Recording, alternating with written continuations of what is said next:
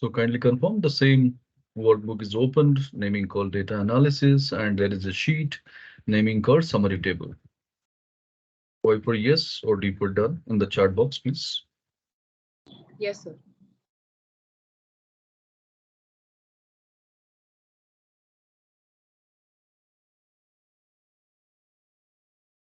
Right.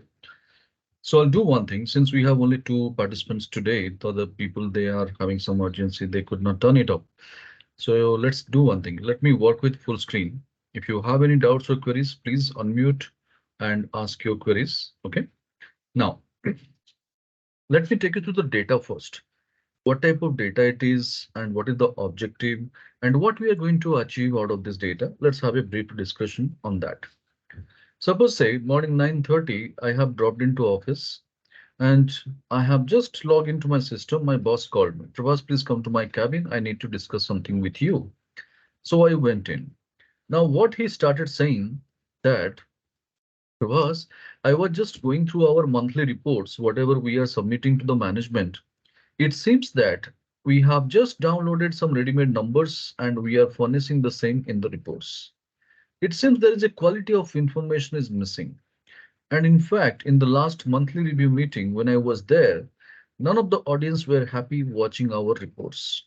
So this is how my boss started my day at 9:30 a.m. So you would have imagined how the day would be. But what he's up to, let's discuss that.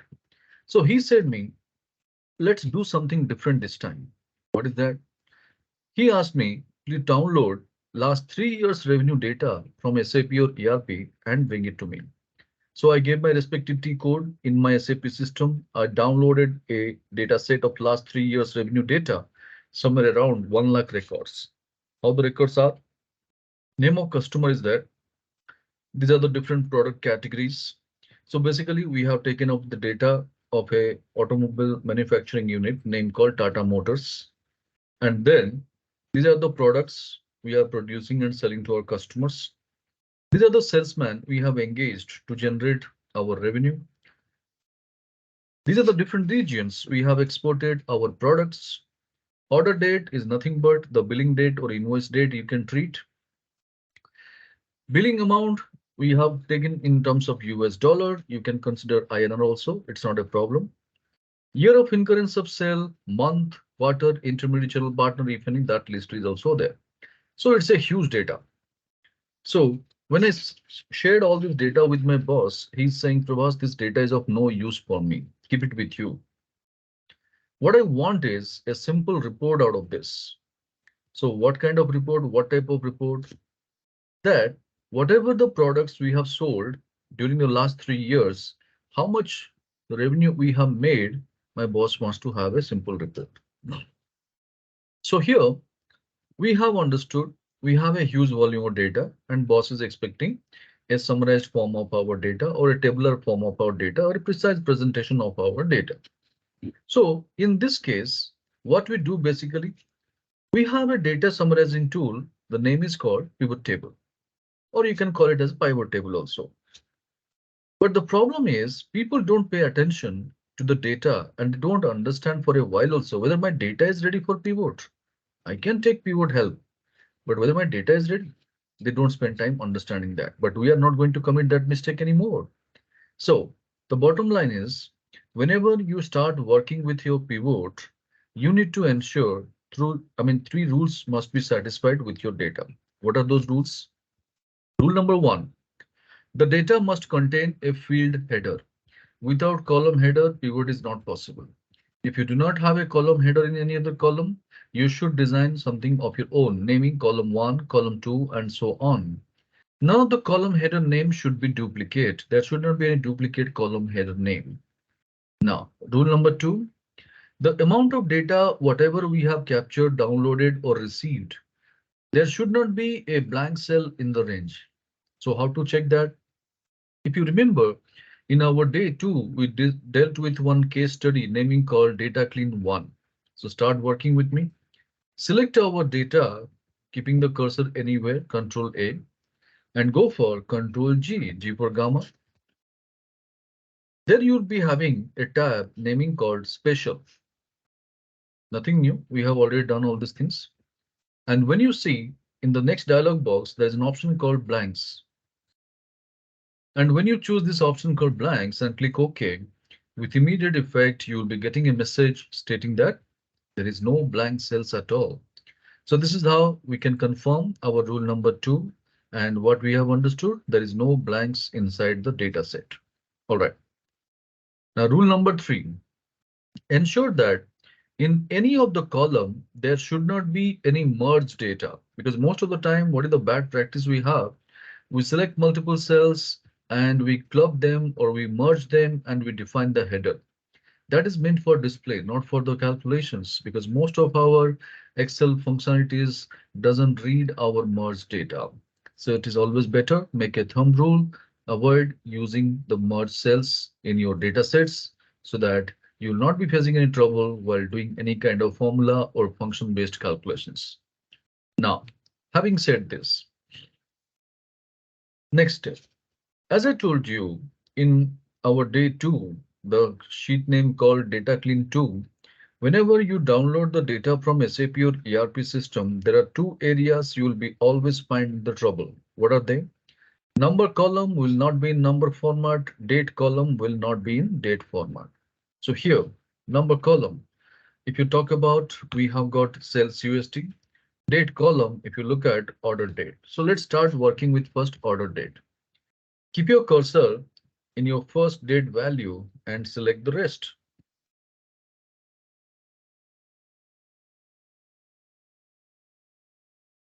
Now the question is how to confirm whether our date is there in proper date format.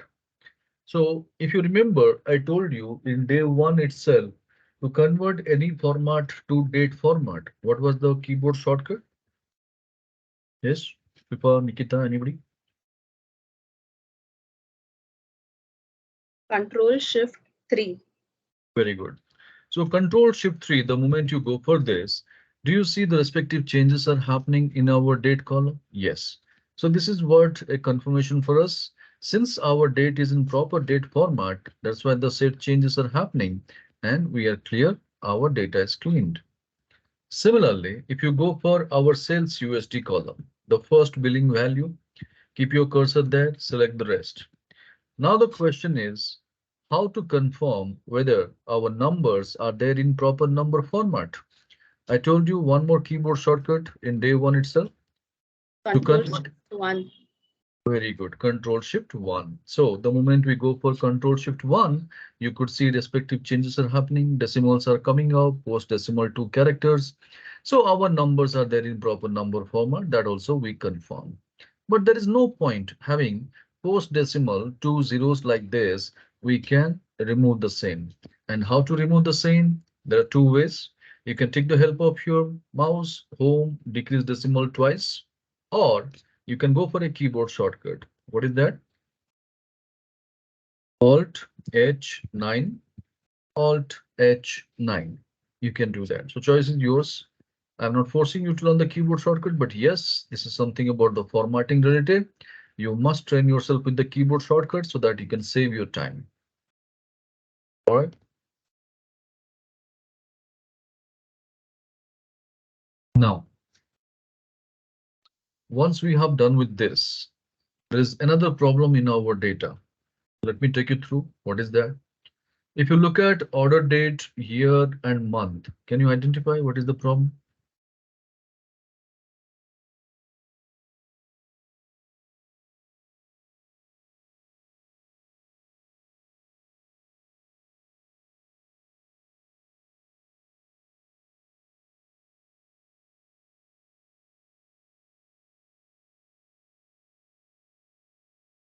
No, sir. Oh, it should start from January or something.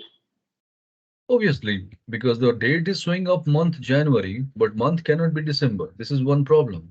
Second one, if you look at our year is of 2019 in the date column, but it is showing 2014. Technically, those things are not possible. Yes or no? Yes. Right. So these are the things we have to again rectify. So how to rectify? So question is, any point of time to extract a month from a date. month from a date, what we can do, we can go for simply a formula naming called text. In our day one, we discussed. So taking the date over here, comma, what is the format? Within two double inverted quotes, M four times to get the complete string of the month name. Now, bracket close, formula is ready, and the same I can apply for others. And how to apply for others? Double click on the fill handle, and it is ready, right? So confirm, please. Month column is rectified.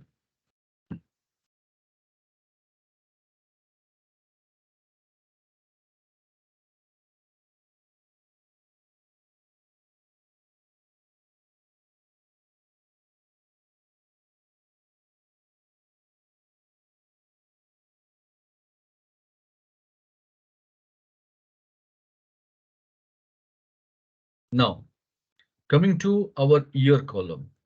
So how to extract a year from a date? I told you in day one itself, you can go for a simple formula naming called year.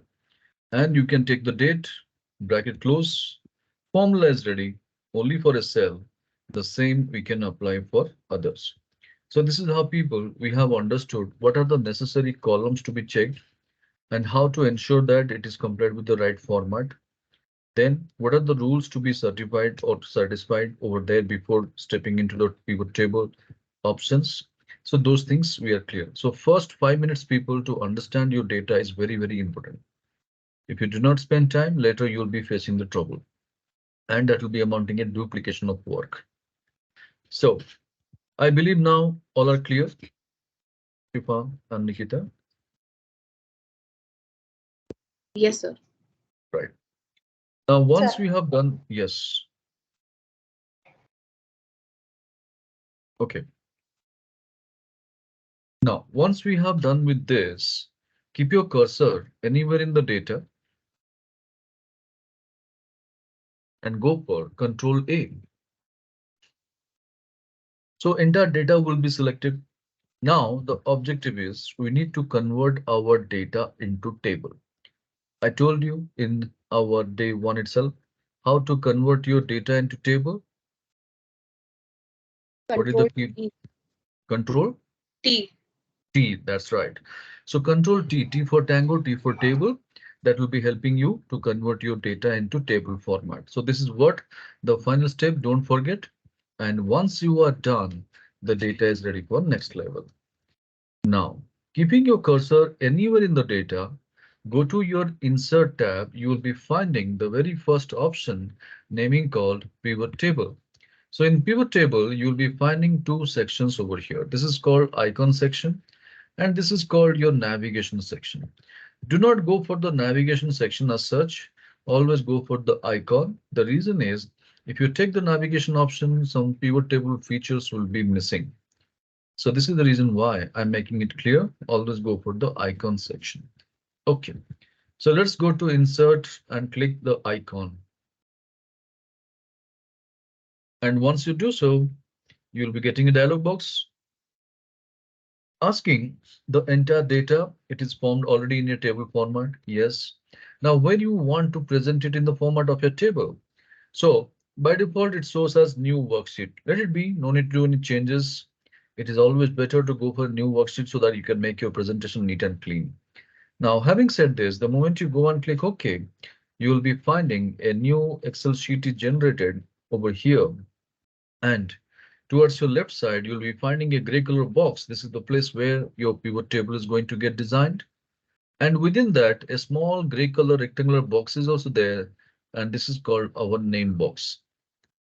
So over here, you can see a number is expressed. So it is a simple message that whenever you prepare a pivot, it contains a unique name.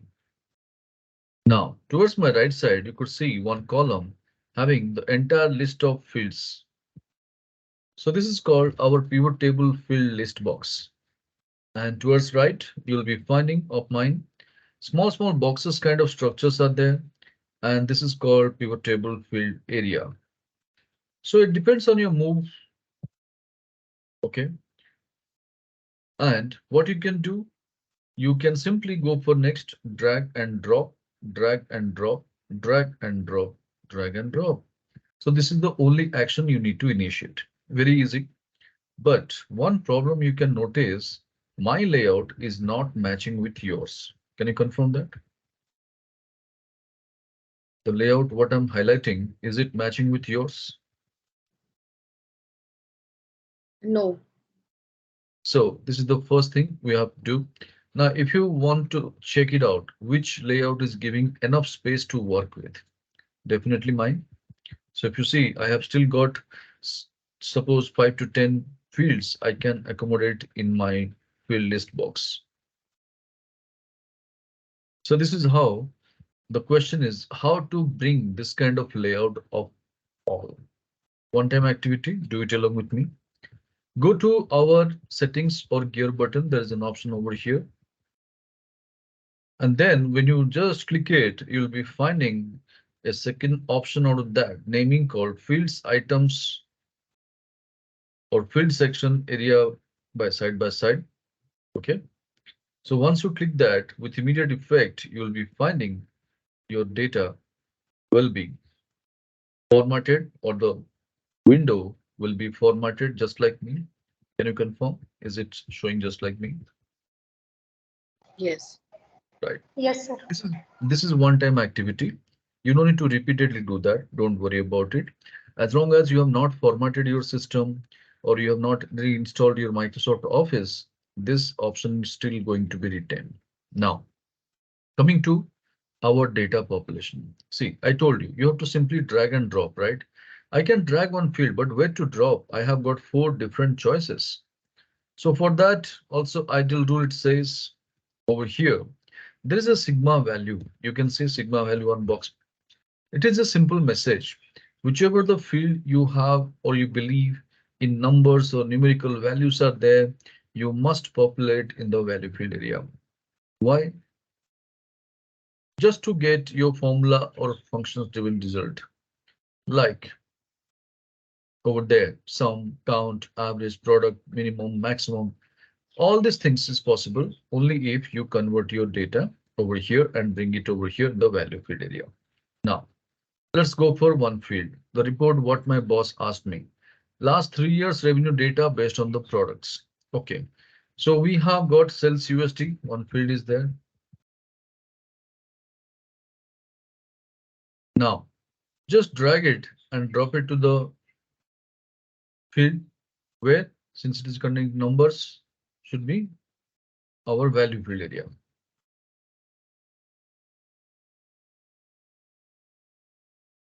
Then, what is the other things needed? Last 3 years data.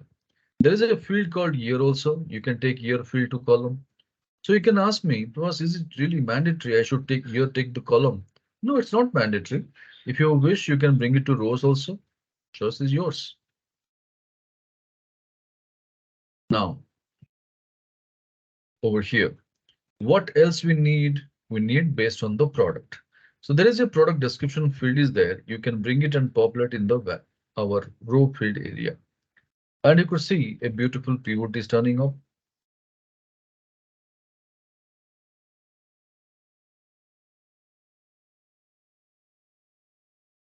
All right. So I believe everyone has got the total of 319999253.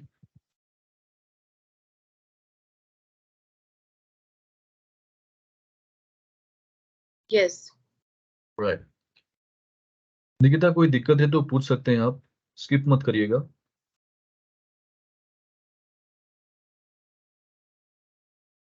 alright Yes, sir. huh so now once we have done with this though we have created or designed the pivot table people but we can't dispatch this pivot to the next level why everything is there then what's wrong nothing wrong if you remember since day one I keep on telling one thing to you data anybody can prepare but your presentation always makes you different from others. So in this case, whatever a pivot we have people, the look and feel of pivot is not so great. So first let's change that. How? Keeping your cursor anywhere in pivot, you will be finding there is a design button activated in the ribbon. And there are many more styles are available. So these are the more styles. And if you want to navigate more, you have to go for the more button. So let's go for the more button over there.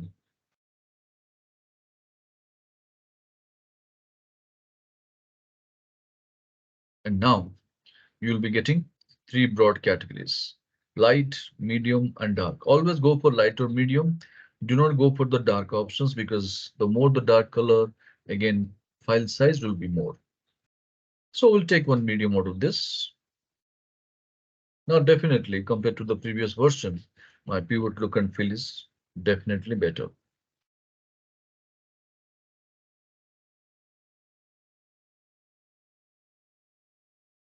Right?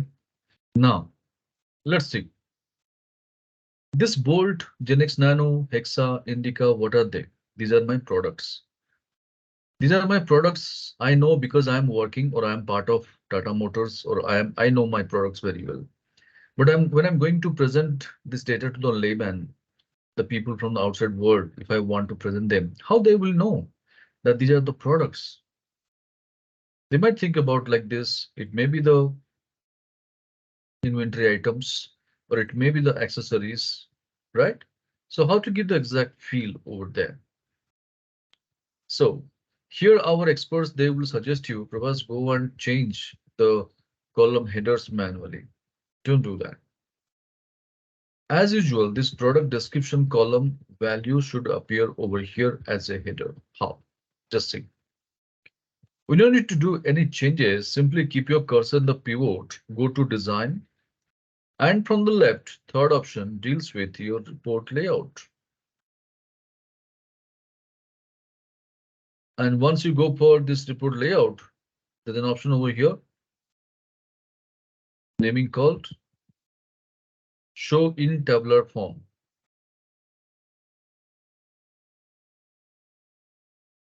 Okay. Now, once you go for show in tabular form, can you see it has taken as it is filled whatever we had over here?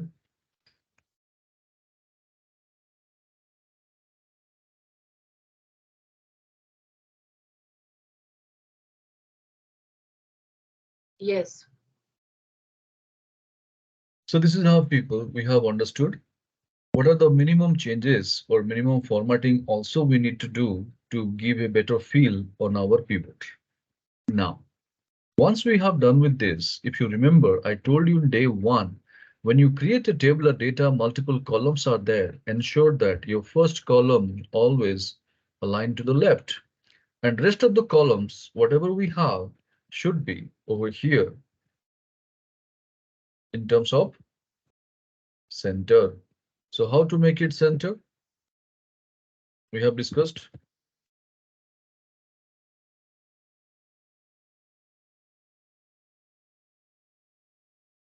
It's going to home. Alt H Mhm. AC. Very good. Alt HAC. So data will be aligned to the center.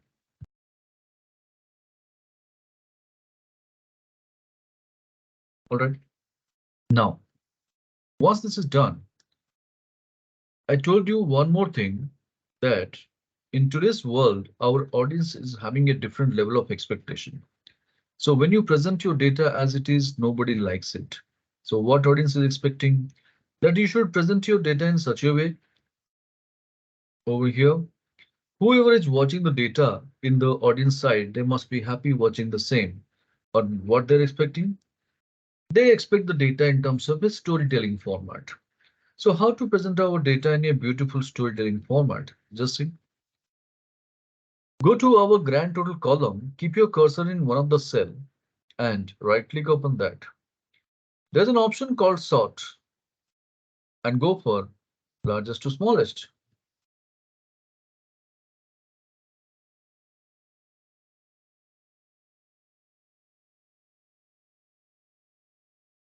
Now automatically you would be finding a beautiful story turns up. What is that? That from Indica we got the maximum revenue, from Jest we got the least revenue. So even if your lemon is also sitting, he can make out what I'm trying to say. Do you agree? Keeping yourself in the audience too, so if you look at, are you getting that message? Yes, it's easy to understand. Absolutely. So this is how we have understood that over there.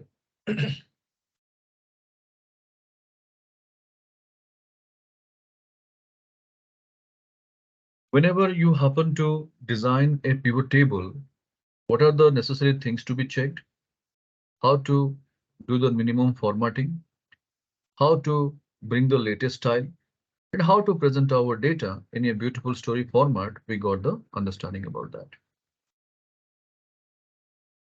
Okay. Now, once we have done with this, please rename the sheet the way I'm doing exactly as it is. Okay. Just type pivot bracket one and then one bracket close. So pivot bracket open, one bracket close. Same, no space.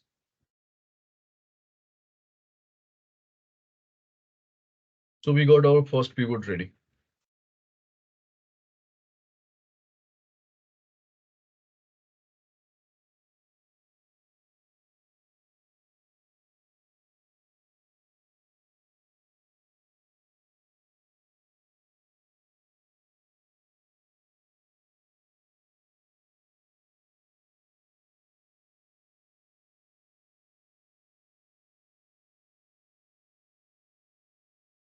right? So any doubt, any queries, Shifa, Nikita, anything आपको समझ में नहीं आया और दिमाग में कोई सवाल चल रहा है तो पूछ सकते हैं.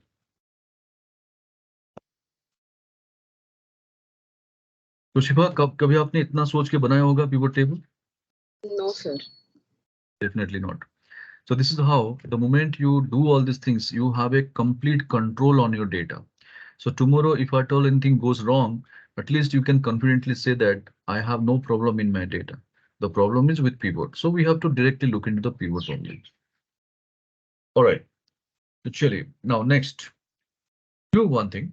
Select your pivot one sheet tab and holding the control button, drag it to the right. So you'll be getting another pivot table, a clone of that naming called pivot 2.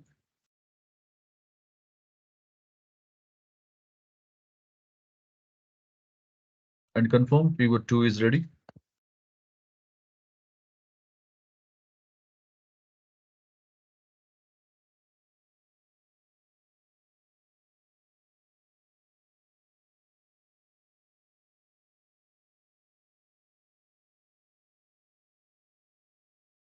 Yes.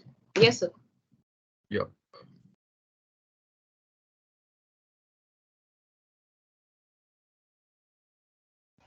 Yes, sir. yeah. Now, once pivot 2 is ready, let's discuss what else we can do. देखो, suppose say this is what I prepared. My boss is quite happy, and immediately he asked me, "Ki Prabhas, this report is really good. The pattern, the way you have designed, taking last 3 years data in 3 columns and taking all the products in the rows, it is very easy for me to analyze the data, no doubt. But you have given me only only the year's data. But I want to do some more macro level of analysis or some deep dive analysis." So what is the meaning by macro level of analysis? See, we have given year-wise data, that's fine. If I want to go in deep of the year, what we have? We have got month-wise analysis also we could do. So that is what he's expecting, meaning by deep dive analysis. So go for it. Check. Do we have a field called month? Yes, very well, it is there.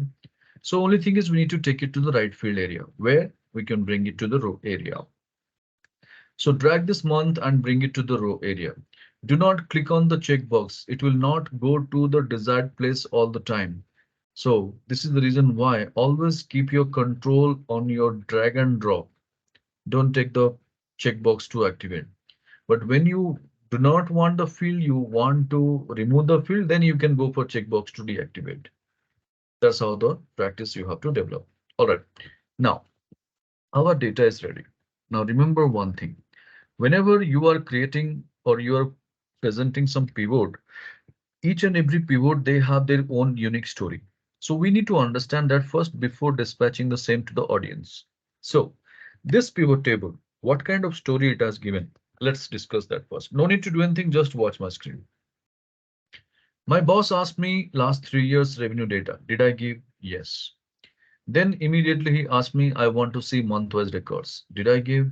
Yes. But technically, when I look at the larger picture, keeping in myself in the audience shoes, my entire report, if you look at, it is still emphasizing upon the product. My boss has never asked about the products, but my report is speaking more about the product. So this is the place where it has gone wrong. Though month is there, month becomes secondary, product becomes primary. So technically, how to change the importance of the data or how to change the preference of the column, just see. Keep your cursor anywhere in the pivot. If you look at our row area, the first field is there called product description, correct? That one you hold it and drag it below to the month, or you can bring month above to the product description. And immediately the whole pivot structure changes. Can you see? With a simple interchanging of the field, the whole story of pivot is changing, right? So this is how you have to play around. Now, which pattern, which combination of data is exactly giving the right expressions to the audience, you have to take your call. There is no hard and fast rule, and neither Microsoft has designed any kind of tutorial that you can follow for it. And if it is your product, you should go for rows. If it is for year, then you should go for column. There is no such kind of rules. It is up to you. All right. Now, let's take a look at the data. So suppose say this is what I had made and I had given to my boss. My boss is watching in the data set. There are so many places blanks are there in the picture. Can you see over here? Yes. So he immediately asked me a question, Prabhas, why there are so many blanks? Now, what's the reason? The reason is simple. During that particular year, for that particular month, we do not have a single invoice with regard to Indica, Nano, Sumo Gold, Gold could be the case. It's a simple answer. Because we have confirmed already in our data there was no blank cell, but still pivot is carrying the blank. So this is the definitely the reason of that, correct? So this is what we have to explain. People will ask and we have to explain. Now suppose say I have sent this data to my boss, marking CC to four other different people. Now people have checked in their own comfort zone and same question they also asked. So I have to keep explaining the same thing again and again. So whose premium time is being wasted? Of course it's mine. But who is held responsible for that? Of course it's me. Because who has given that opportunity to the audience to ask this kind of unwanted question? It's me. So now the question is, what we have to understand now is whenever you have your pivot table and if it contains this kind of blanks, unless and until you replace these blanks with some kind of predefined text, you are not supposed to send this file to the other level. But how to deal with the same? Find and replace will not work over here. Major problem. So I'll tell you a very beautiful thing. Keep your cursor anywhere in this pivot table. Just right click upon that. From the bottom second option, pivot table options. And when you go for this pivot table options, it will immediately take you to a dialog box over here. And you'll be finding there is an option naming called for empty cells show. One box is there.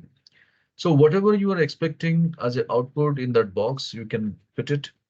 So say 0, hyphen, nil, dash, anything. But I would suggest go for 0 since we are dealing with the numbers. And the moment you click OK, see the beauty with immediate effect, the entire data set, whatever we had, has it replaced with your 0? Of course, yes. So this is how people, how to deal with your blank cells in pivot table. We got the understanding. Hope it is working.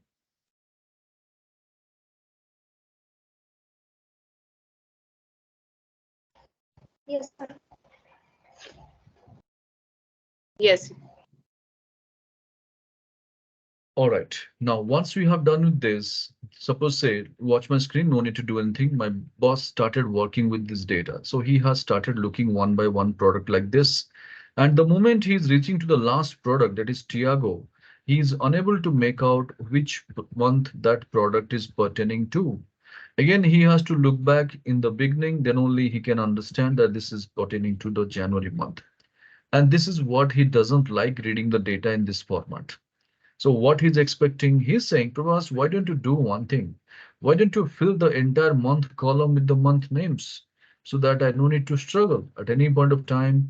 If I'm looking for some specific data, I can simply go for blocking my date or I can push my meetings to other things, whatever it is.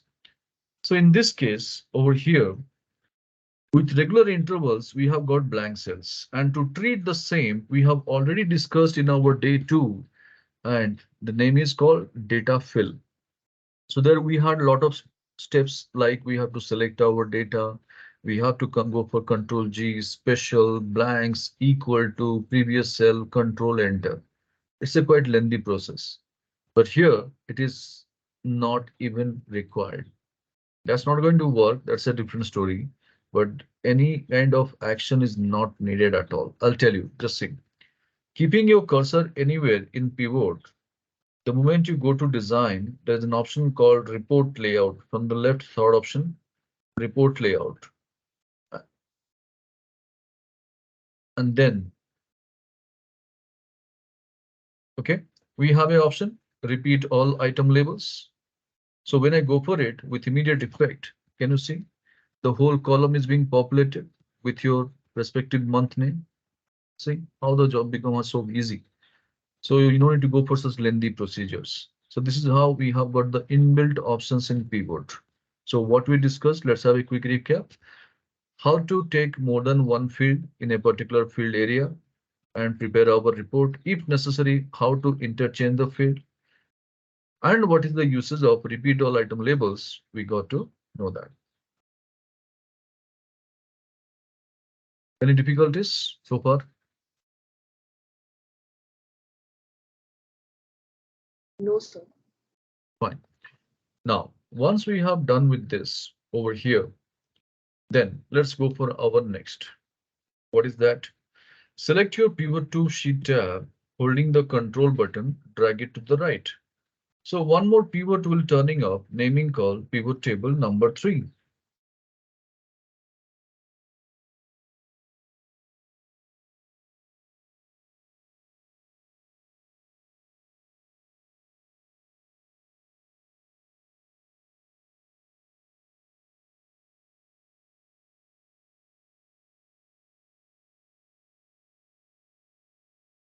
Yes, done. Right. Now our work is over, but now my boss is having a different set of demand. What is that? He is saying, Prabhas, I have seen the product related records. Now I am done with product, but the report pattern is really good. I like it.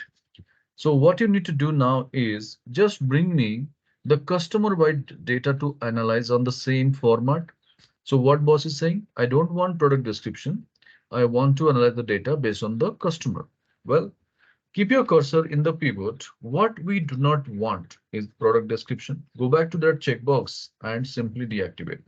Now, what boss is expecting? Customer. Do we have a field called customer? Yes. So let's take customer in the row area and patterns remains the same and customer report is ready, right?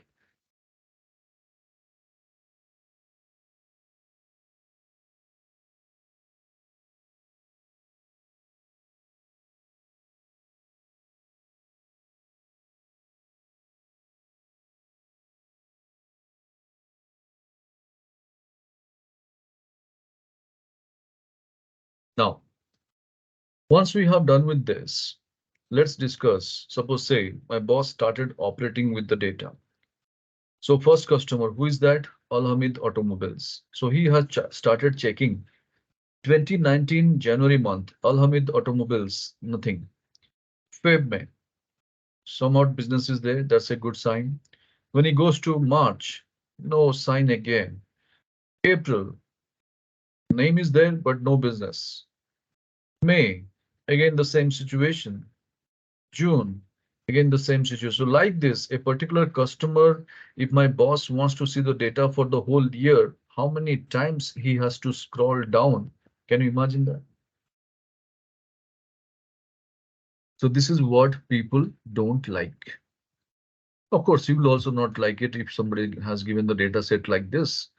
So what my boss is expecting, he's saying, Prabhas, you have given the data, but it is of no use. I have to scroll a lot. I have to navigate a lot. So why don't you do something? When I open the file immediately, I should see in one interface. I don't need to navigate a lot. I don't need to scroll anything over here. So if that is the case, then how to present it precisely? So in our row area, the first field is there called month. that you bring it to the columns. And with immediate effect, you could see our entire pivot structure changes.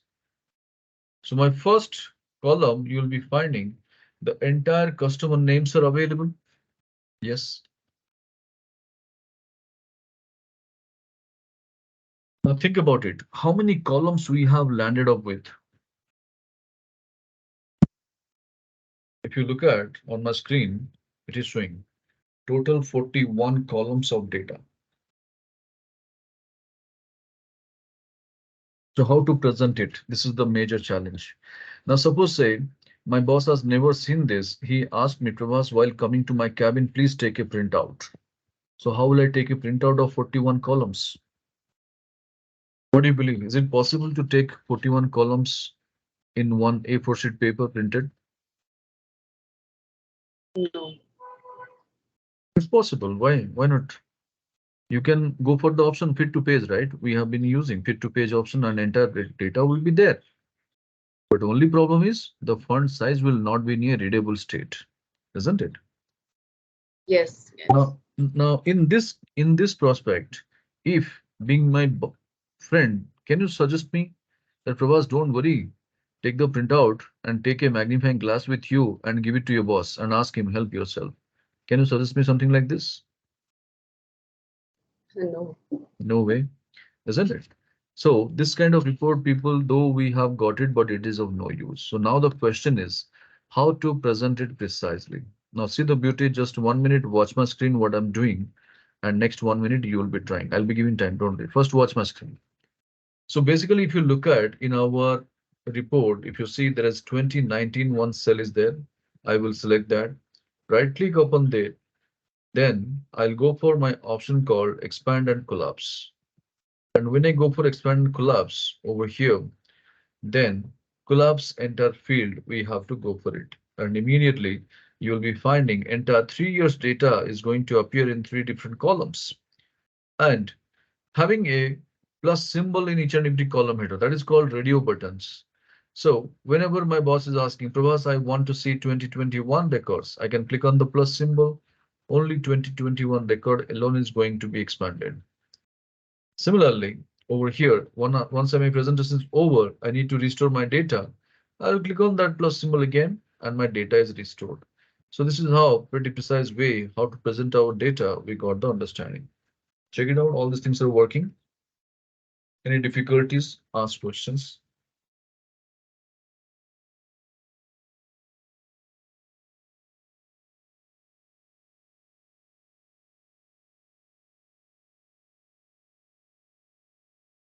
No, sir. Right. Now, whatever we did, anybody can do that.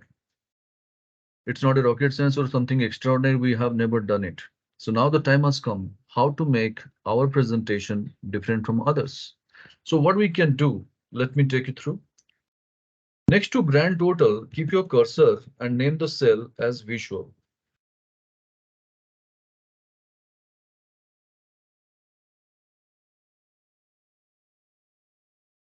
Now, consider that this is our property of pivot table. For that reason, we need to give the same feel of pivot table.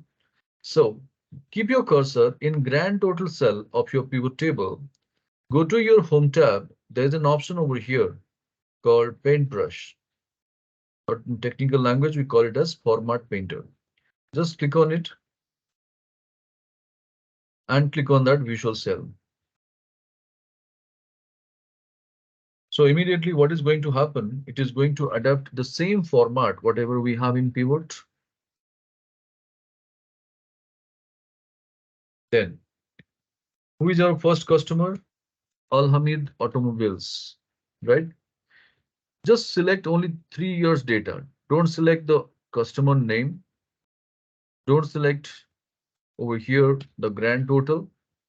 Just select only 3 years data. And if you remember in day two, I told you something about the visuals, like using the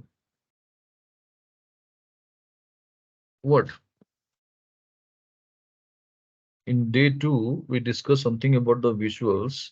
So what are the types of visuals we discussed? Data bars, icon sets, spark lines, how to write our own rule, all these things we have discussed.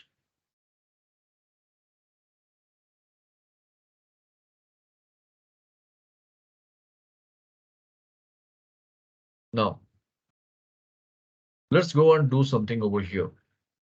Nothing new. So selecting all the 3 years data of one customer, go to Insert tab. In this insert, you see there's an option over here called Sparkline Group. And in this group, there are three different types of sparklines are there. Line, column, win or loss, something. Now able to recall? We did something in day two, the last topic. Yes, yes. Right. So here, now, the other day we discussed about our column graph or column visual. Now we are going to discuss about our line visual. So when I go and select this line spark line, it will take me to a dialog box, and you can also see it is asking what is the data. Data is already selected. Now it is asking what is the location. So location is our visual column first cell. Okay. So once I go for visual column first cell and click OK, it will be giving a feel of more or less like a line graph. And along with that, do you see one sparkline tab is also getting activated in the ribbon in the extreme right? And in this sparkline, you will be having an option over here, naming called markers. Okay. Now this markers tab you have to activate, and this will be adding 3 pointers to the line graph. Now this is happening only with one, but the same we can apply for others. How? Simply by dragging it for the other customers, right? And little bit expand the column. And trust me, when you present this, people will love to see this and this, because nobody has the time to go through your billions, millions, lakhs, and crores, and they don't have the patience to remember all these things and make out the story. But if this format, if it's there, anybody can make out. If you look at Al-Hamid Automobiles compared to last year, this year, the volume is consistent. Good sign. But if you go to Arya Motors, what is happening? The volume is in the increasing trend. So it's a good sign from the company perspective that Arya is doing good business. But when you go for Bavaria Motors, the situation is a bit different. If you go to our Concord Motors, somewhat okay, but Dalma Motors, this just going for downfall, decreasing gradually, which is again a serious issue. Whereas if you look at our Gurudev Motors, Kunach Motors, and Lexus Motors, compared to last year, they are showing a immediate impact in the increasing trend. So this is how people, whenever there is a need, you can present your report over there in pivot table and always give a add-on to the data by using this kind of sparkline.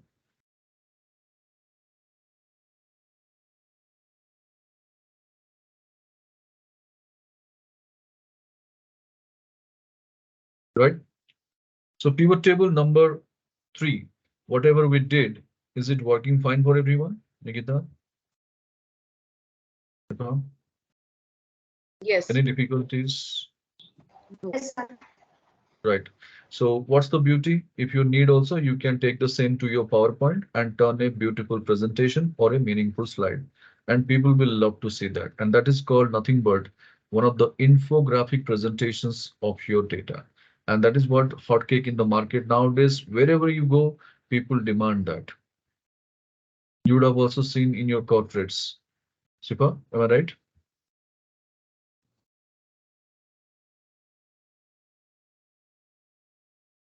All right. So now go for pivot table number 3, sheet tab, and holding the control button, drag it to the right.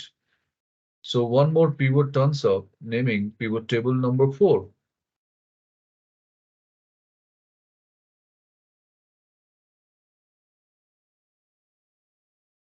So this visual column work is over. You can select from the column header completely, because manually you cannot just delete this column alone. You have to select the whole column and then delete, control minus. So whole column will be deleted.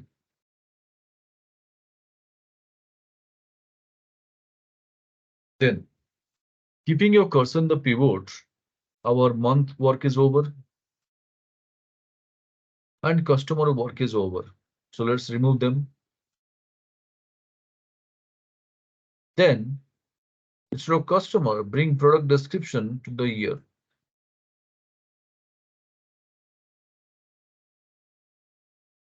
So product description, if I go for year column already there in the column year is there. So I should go for rows. So this is the first pivot table. Whatever we had created this now. Now let's discuss what else we can do.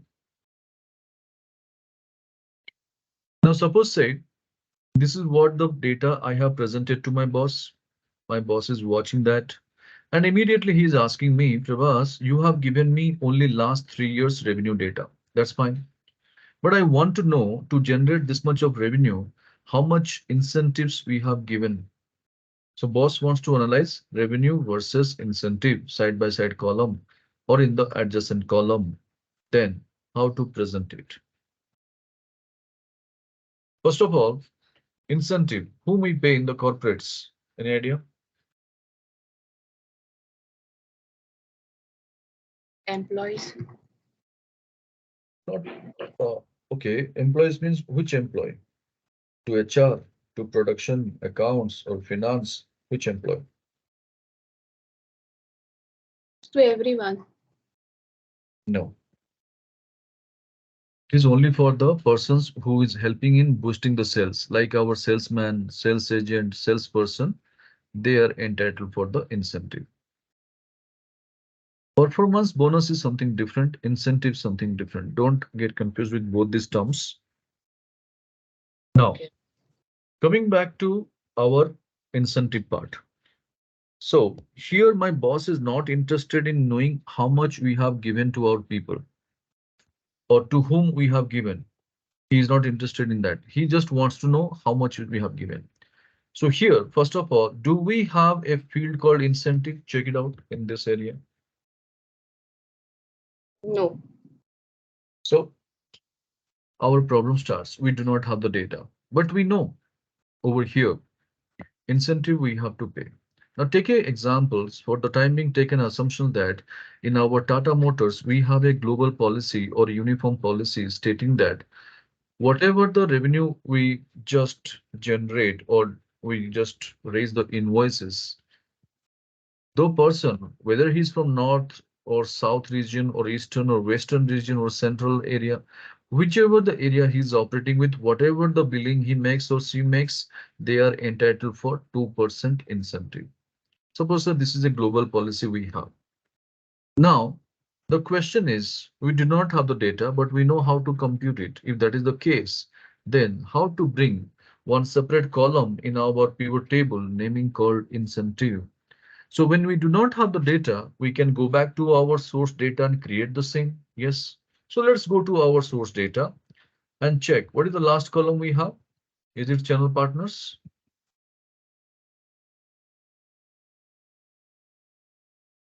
Now keep your cursor next to channel partners and there you type the name. What should be the name? As we discussed, incentive. The moment you hit enter, can you see the same format is being carried forward? Emma. Right? How it is happening? Because we have converted our data into table. So now you got the reason why I asked you to convert your data into table. Now next, coming to the formula, equal to taking the data from billing column in the sense sales USD. It will take its own format. Don't worry about it. This is what we have already seen day one also. Now just multiply. How many percentage? 2%. And the moment you hit enter, this is not only applying to one cell, but also the entire column.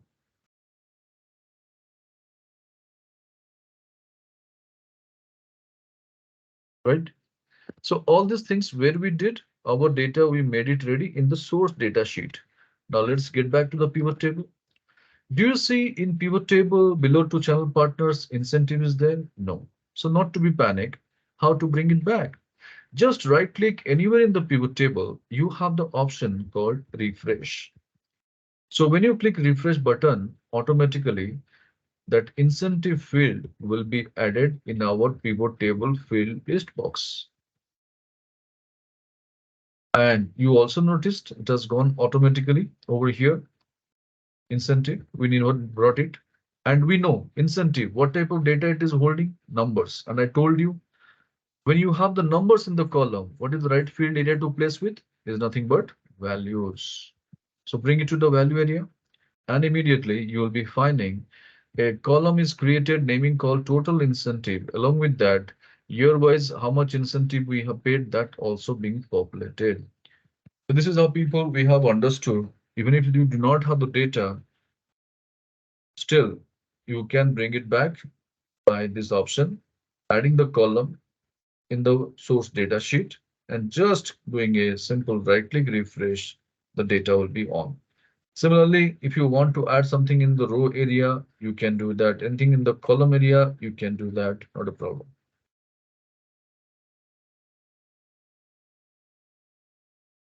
Hope this helps.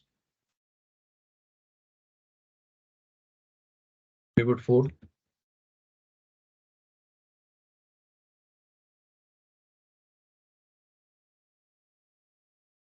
Yes. Yes, sir. Right. Now, once we have done with this over here, let's go to pivot table 4 sheet tab, holding the control button, drag it to the right. So we have got pivot table number 5. Incentive work is over. You can remove that checkbox from the incentive.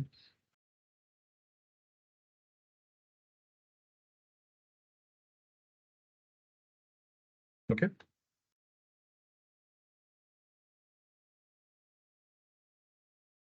So pivot 5 is ready.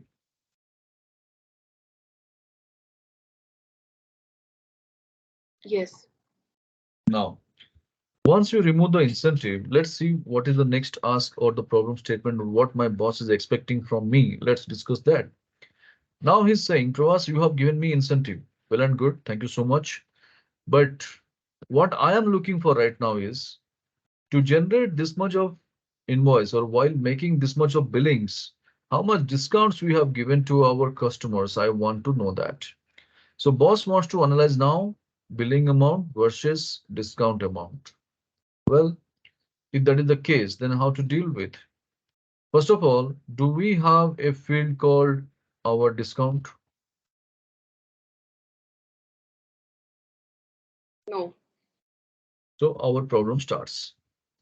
Now take a look. Like incentive, suppose say in Tata Motors, we have also a global policy about our discount. What is that? Whoever the customer, whatever the units or though they are purchasing a small quantity or bulk quantity, irrespective of that quantity, everyone is entitled for, suppose say 5% discount. This is a global policy. If it is there, then how to bring our discount column in pivot? So if that is the case, the way we did for incentive, the similar fashion, we can do it for discount also. Do you agree? Yes. Nothing wrong doing that, but just imagine, wait for a while, don't start doing that. Going to a new column in the existing data set, applying the formula for number of cells, bringing the same to pivot table with a right click refresh, then dragging it the same to the value area. How much time roughly we spent? 2 to 5 minutes. So one end that 2 to 5 minutes of quality time is a waste of time, people. Yes, it's a waste of time. Now, besides that, the moment you go to our source data, create a new column and you apply the formula for 1 lakh records, your file size is also heavy. Do you mind that? Yes, of course. So having said this, whatever we did, this is what our expert do suggest us to do the job like this. But we are not going to do that anymore when Excel doesn't recommend it. So let's see now, without creating the source data, how to bring a new column naming called discount in our pivot itself with application of our formula. So what we can do, just see. Keep your cursor anywhere in the pivot table. There is a tab called Pivot Table Analyze. So it might be differing if you have a different version. You might be having Analyze or you might be having options depending upon the versions. Again, I'm saying. So within that, do you see an option called Fields, Items and Sets?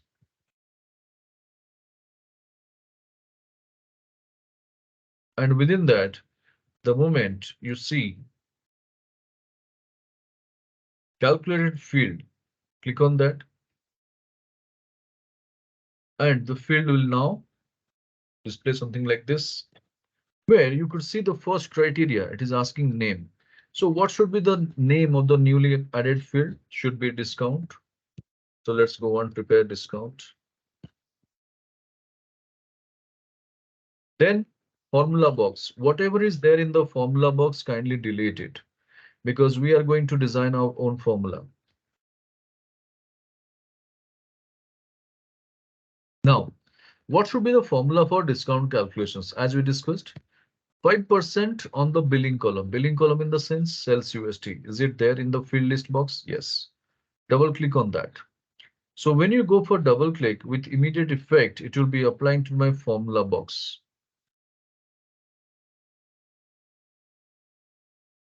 Then multiply. How many percent is as we discussed? 5%. That's it. Just check, is there any spelling mistake? If there, you can rectify. If everything is fine, go and click OK.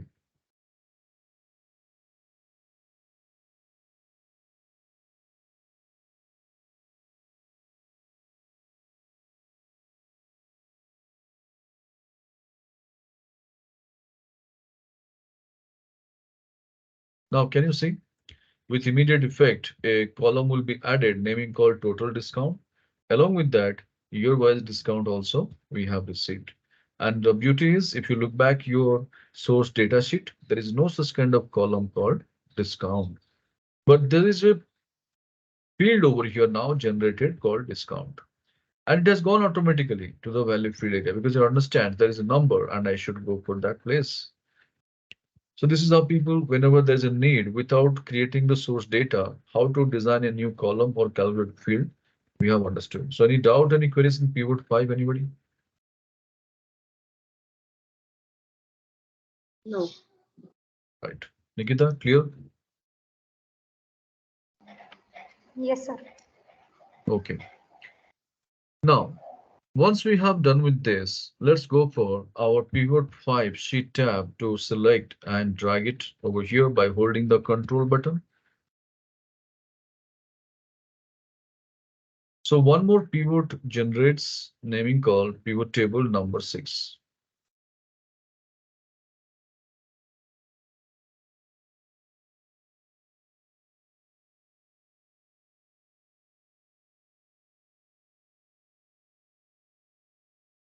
Now, pivot 6, discount is over. You can deactivate that, right? So any doubt, any queries in pivot 5? No? No. You must have a question. That's why I took a pause. You should have a question. Okay, you did not connect with that immediately. I will help you out. Now suppose say you have given a discount field over here. You have designed a calculate field over here. Later you realize, or your boss said you, or your boss asked you, okay, we are selling the premium products. Why you are providing the discount? Just bring down the discount rate. Instead of 5%, give it only 1%. Now, the question is, if I have already done some calculations, how to rectify that? Do I need to recreate the entire thing or should I go for editing the existing field? Which one is the ideal option? If I need to change my discount percentage, should I go for editing the existing field or should I go for a new field? Editing. Ideally, editing is the ideal option because already everything is there. Only thing is the rate of percentage has to be changed. So Here you should have asked me a question that Prabhas, if I need to edit, if I need to delete such kind of fields once my work is over, then how to do that? Same option. Where to go? Keeping your cursor anywhere in the pivot. Going to pivot table analyze. Option fields, items and sets. Name calculate field. Now here in the field list box, if you look at in the name towards your right side, there is a drop down and you should choose the option discount. And once you select discount, automatically it will display the necessary functions of formula applied. Now here 5% we have, we'll just go for 1%. That's it. And the moment you click OK with immediate effect, you will be finding over here the entire data, whatever we had of 5% discount, is it turned into 1% discount?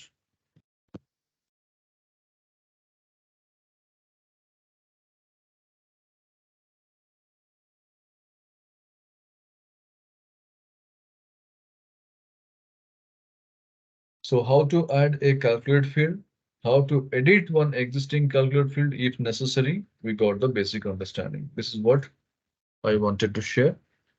So I believe you are able to connect with that, what I suggested.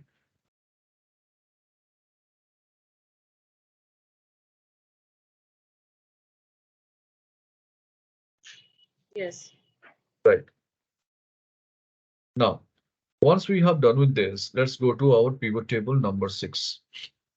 Now, I'm going to take you through one more beautiful concept of our pivot table. So please stay focused. Now, suppose say this is what the data my boss happened to see, and he's quite happy with that. And he's telling Prabhas, this pattern is really good. But you have given me only one pivot table. But what I want is salesman wise multiple pivot tables, but format should remain the same. So as a layman, if I want to say, suppose in my organizations, I have got 200 salesmen. My boss is expecting 200 pivot tables just like this, and that should be based on the salesman. So how to present it? 200 pivot tables over here. Very difficult? Yes or no? Yes. Boss is expecting. So it's a volume. The task is really voluminous and it is too much. If I think about it also, it will take minimum 2 to 3 days time for me. So why my boss is asking such a tedious job to be delivered? What's the importance of such kind of reports? What he's trying to achieve out of this? Simple. He wants to analyze the data based on the salesman, whatever the targets assigned to them, what is the actual achievements they have made, and he is seeking the feedback from each and every salesman. That's why he wants to send this report to individual persons. Okay, we know the purpose. Now, how to do it? That is what the question. Just see. Here, no need to do anything, just watch my screen. First of all, I'll be looking at, do I have a field related to salesman, sales agent, or salesperson? Yes, I do have salesperson. Suppose say I have taken this into the row area. My pattern is changing, boss is not happy. Suppose I took it to the column area. Field is there, but names are not in display. That's why it is of no sense. Now, if I take it to the filter area, and now what happens? I am safe because the pattern what my boss was expecting, it is still there, and above to the pivot table, I got the field naming called salesperson. Now, suppose say I take this data to my boss and I told him, sir, you are looking for multiple sales report, right? Do one thing. Go to this filter, choose SM1 and click OK. Now this entire data is going to be pertinent for SM1. Now you have to insert a new worksheet. You have to copy this pivot table data and you have to paste it. And you have to rename the sheet as salesman 1. And this is the only action you have to repeat for 200 times. This is what I have suggested to my boss. What will be the reaction?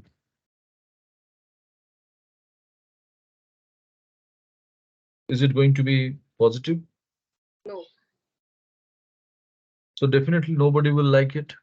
So what he said, I'll also tell you that taking 1 minute of your time. Say, I have given this entire data and I told my boss to ask asked him to do like this. He listened my whole story. And immediately he looked at me and looked at the data. He gave a plastic smile. You know what is the meaning by plastic smile? The smile which is not natural. And you find most of the time in the corporate world, isn't it? So what he said the next? He said, Vivas, I'm really impressed with your smartness. The way you have diverted the entire responsibility towards me, I like that. Now, if I am happen to do your work, let's do one thing. Tomorrow morning when you come to office, please bring your resignation letter with you. I would be happy to sign on that. This is how the reaction my boss had given.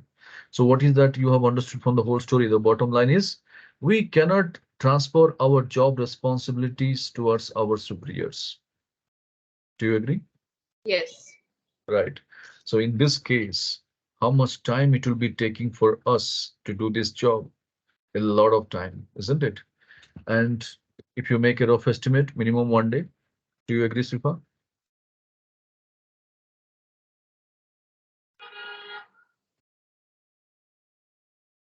Right? When you go for it, it will take minimum 1 day. A lot of tasks is there. Tedious Now, job. yeah. So in this case, the moment you say that, sir or ma'am, whoever your boss, suppose to take your case, do you think that they will be having that much of patience to wait for this report for 1 day? No No. way. What they'll say? What is there? You are going to take this much of time. Do it just in 1 hour. I have got a meeting to rush in the afternoon. I have to present it. This is how people demand. So you are saying you will be needing 1 day. Boss is asking one hour you should deliver. How to do that? Something rocket science only. So can you ask your boss in return over here, sir, why don't you do this report in 1 hour once? At least I can also learn something from you. Can we ask this kind of question in return to our boss? No way. So this is the place where people we have to just exceed the expectation. Then only we can make a difference at our workplace. Now imagine that entire 1 day job, if I able to help you in doing the same just in 10 seconds, how much of quality time you can save and how you can exceed the expectations also of your boss as well. Let's see. So first thing first, based on which column or which field my boss is expecting multiple reports, salesperson. So we have brought salesperson over here in the filter. Do it. So bring salesperson to the filter area. This is the first thing. Now you will be having a filter naming called salesperson and there's a filter button also added. So we can keep your cursor in that filter button. Don't click that filter button, just select the cell and go to our pivot table, analyze the tab from the right side, second one. And the very first option, you have got pivot table. There's a pivot table name is also there, isn't it? Now below to pivot table name, do you see a options tab? Don't click that, just see. There is an options tab, yes. And next to options tab, you find one drop down is there. And if you click that drop down over here, there are three options coming out of the same. One, options, show report filter pages, generate get people data. So go for the second option, show report filter pages. And the moment you see, when you select that, a dialog box opens where you could see already our salesperson selected since we have only one field. If you had many more multiple fields, then automatically you will be getting all the listed fields over here. Now, boss is also expecting salesman voice data. Yes, click OK and see the beauty on your blink of your eyes. Your pivot table will start exporting the data to multiple reports in the same pattern and the field is already selected with the salesman name and sheets are also renamed with the salesman name. Can you see? All these things are happening at once, just a blink of your eyes. And that's why this is called as people life savior option of our pivot table. I have seen literally people are sitting and doing the copy paste work at the year end. So any point of time you want department wise data, customer wise report, vendor wise records, or any other cost center wise records, anything you want, you can design or create some by using these options. All right. So check it out. All these things are working. Any doubt, any queries?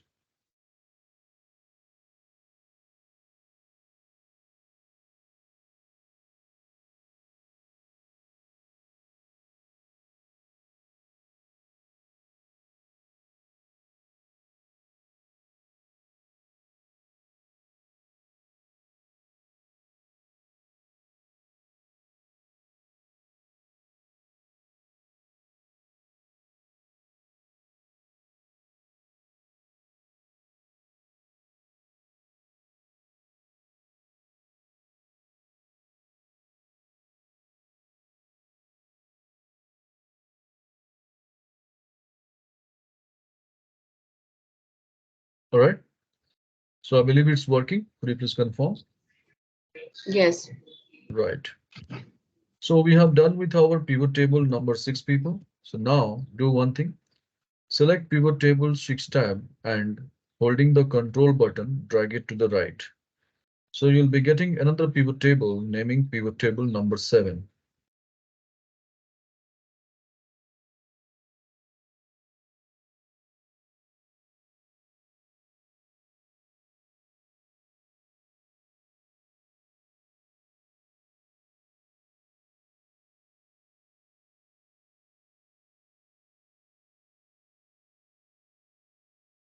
Done. Now let's see what else we can do with regard to pivot table number 7. So our salesperson work is over. We can deactivate that.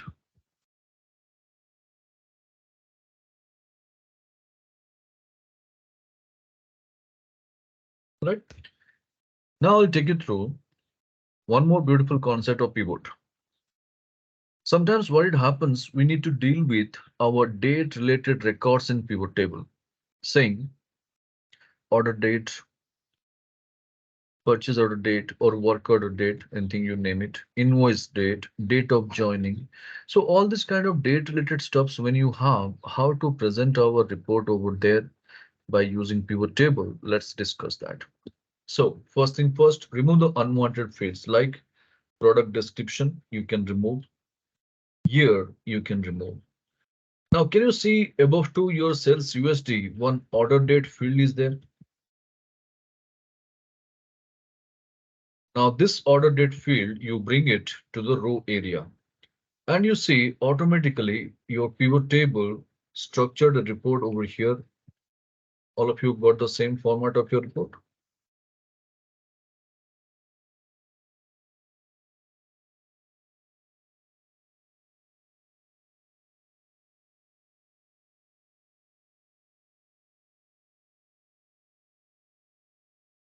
Salesperson, we have removed. Product description, we have removed. Year, we have removed and brought our order date into the row area. So did you receive the same format of your report? Yes. Right. Nikita, what is the status?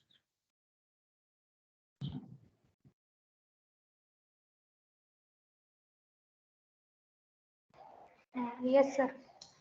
Okay. Are you following, Nikita?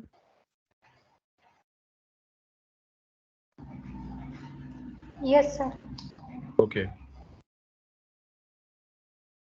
Sure. Now, once we have done with this, just stay focused. No need to do anything right now. This kind of structured report, nobody likes it. Yes. So the ready-made report, what Pivot has suggested or created, nobody prefers to see that. Now, how to make a precise presentation out of this? Let's discuss. Keep your cursor in one of the year. Keep your cursor in one of the year, and there, just right click on that. We have an option called ungroup. We have an option called ungroup. And the moment you click ungroup over here, you can notice the entire report structure is neutralized and individual date wise, whatever the invoice values we have generated, those things are popping up. But that will be running in pages in this format if you retain your data. It's of no use again. So how to make a precise presentation? Just see. Keep your cursor in one of the date and right click upon that. You will be finding a option called group. You'll be finding the option called group. And once you group the same over here, a dialog box appears So and you please, can move. Yeah, yeah. please repeat. There is some Ye- numbers from your end. Okay. So did you get this structure?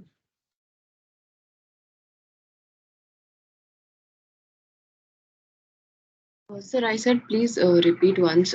There was some noise disturbance from your end.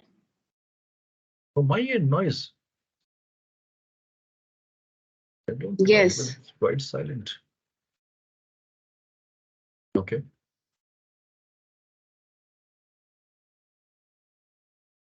So this structure was there, correct? When you took this order Yes. date, Yes. Yes. it was coming up like this. Now we'll be keeping our cursor in one of the year, and right click upon that, and we'll go for ungroup. So when we go for ungroup, we'll be getting our date in this format. So date wise, invoice value will be populating. Did you get the same? Yes. Right. Now, once it has happened, this is running in pages, 1 lakh records. If you get it in this individual item, then there's no point of presenting like this. So now how to make a precise presentation? Just see.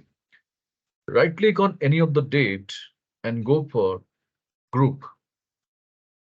So when you go for a group option over here, you will be finding, okay, your first invoice date and the last invoice date is populating over here in two different columns. And there below to that, it is showing month category in selection. You should select years as well.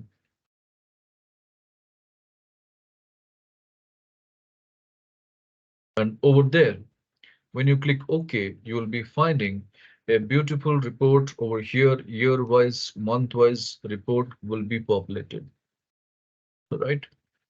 Now, suppose say, looking at the same, my boss is not quite happy. He is telling, Prabhas, you have given me a proper hierarchy of report, year-wise, month-wise, but I want one more hierarchy. What is that? Date-wise record. So each and every date-wise, no, dates-wise record. Suppose in Jan month, I have got 10 invoices. So those date-wise invoices also I am looking for something my boss is expecting. So how to create or design one more hierarchy? Just see. Keep your cursor again in one of the year and go for right click upon that and go for your group. Do you see an option called days also there above to the month? Days is also there. So kindly select the days. And the moment you click OK with immediate effect, a beautiful hierarchy of report you will be getting. So over here, year-wise, month-wise, date-wise records. So this is how people we have understood how to make a precise presentation of our records. If you have some date-related fields to be added in our pivot table, check it out. All of you are getting the same feel. Any doubt, any queries?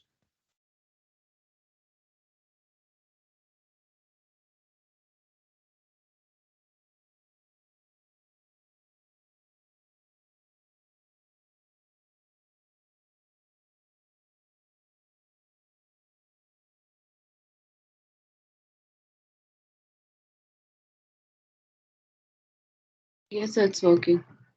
Right. Now, once this is done, pivot 7 is done. But here, one thing very careful, you have to remember. See, whenever you take your date fields like this, it will generate to another new field or virtual field or calculate field like this. Okay. These are not your real fields. These are the customized fields or the virtual fields.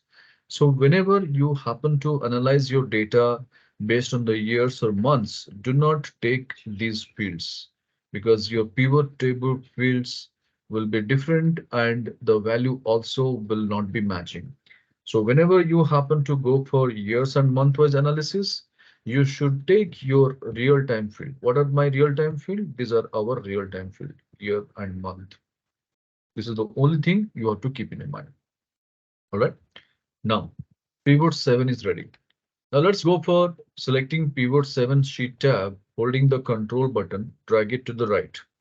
So one more pivot comes up, naming called pivot table number 8.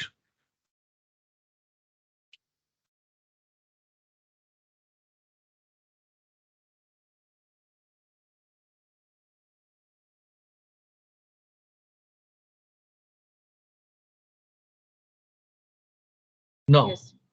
once it is done, let's remove the unwanted fields like our dates, months, years, whatever it is created. Let's remove all these things. So make your complete row level clean. Now go to the first pivot table. What we had, year into the columns. Take year, not years. Product description in the rows. This is what we had created.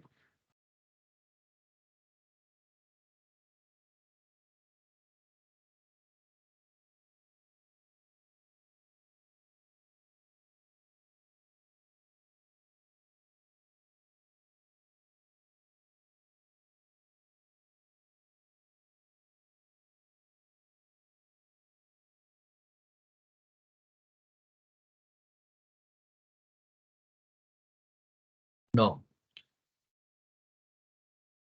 I'll take you through again one more beautiful concept of pivot table. Just stay focused. What is that? If you look at our pivot table, Indica in 2019, how much sales we have made, if I ask you, can you say it immediately? So what I try to say is, reading out our data, the first value, is it of 6 lakhs 18,000 or 6 crores 18 lakhs? Can I make out easily? No, I have to be very careful. I have to see very with more deeper concentration. Then only I can make out what is the numbers, isn't it? So this is what, when you present your data in billions, millions, lakhs, and crores, maybe our immediate boss would be happy watching the same. But when this data goes to management level, people are not interested to see that.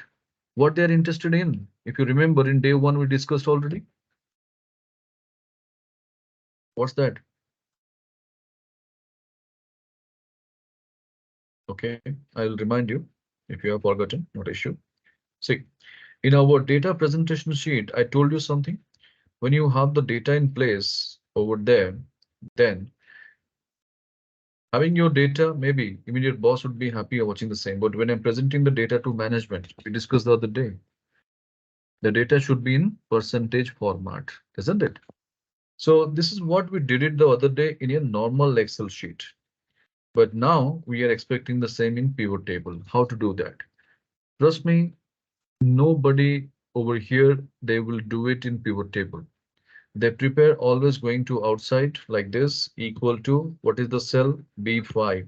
So they type B5 manually, then divided by total revenue B16, and they log B16 over here, and then Control Shift 5, and the same they apply for others. This is how they design a manual column for this. But this column, though it is there, information is there, but do you believe that it is going to be the property of pivot table? No way. So there is no point, there is no charm in doing the things like this. Okay.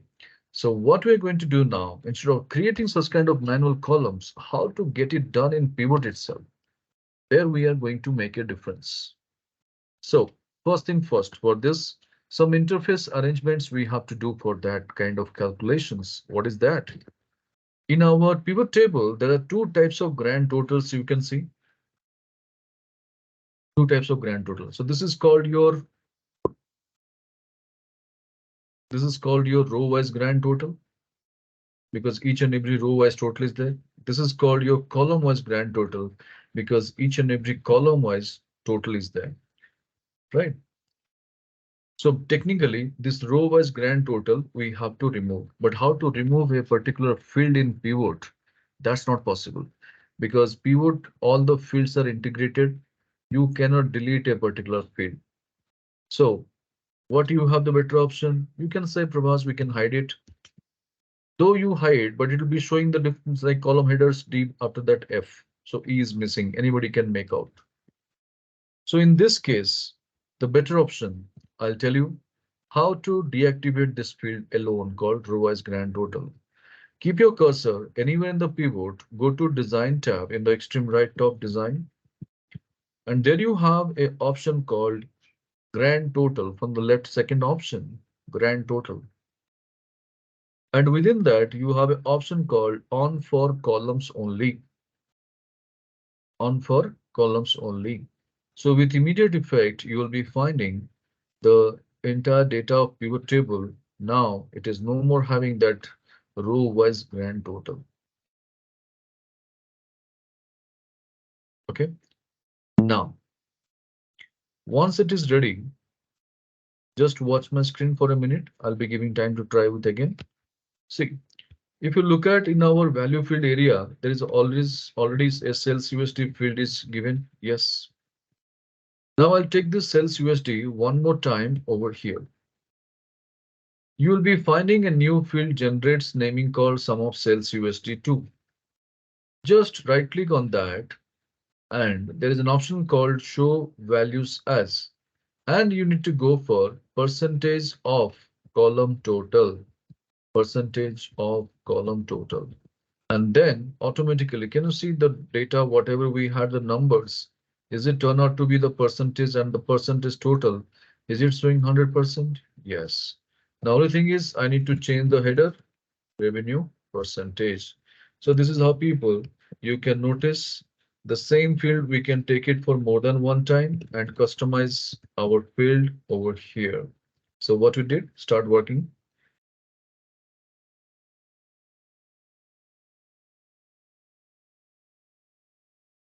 So first we have taken sales USD again over here. Then we went for right click. Then on the right click, we have got our option called show values as. There we have gone for percentage of column total.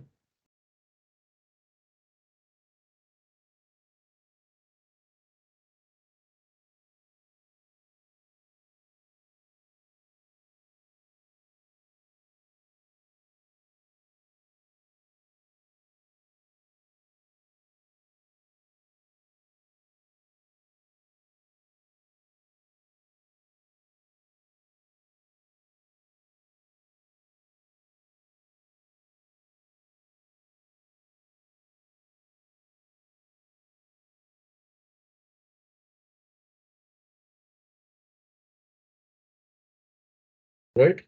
I believe it's working. Any difficulties? Anybody needs my support?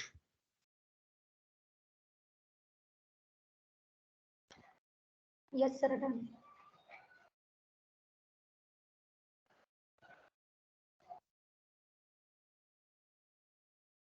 Yes, done, sir.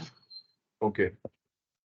So now, once I have done with this, now let's take a look. This Indica 6,18,372 USD. What is your perception? Is it only of one invoice value or is it consisting of many more invoices?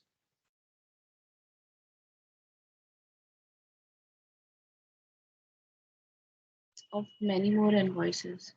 Definitely more than one, isn't it? Because pivot is the summary of all the data, right? So when it is a summarized format, definitely combination of many more invoices. Now, my boss is asking me, Prabhas, I just want to see the number of invoices as well. Like in 2019 Indica, how many invoices we have raised. So how to take number of invoices? Do you think that we have a field called number of invoices anywhere? No. So how to bring it? Just 1 minute again, watch my screen. I'll take this sales USD one more time over here. Again, a new field turns up. Right click on that column header. I'll go for over here, naming called summarize values by. By default, it shows as sum. I'll change it to count. So when I go for count over here with immediate effect, you'll be finding the number of invoices results also going to turn up over here. Only thing is I need to change the name of the field naming called invoice count.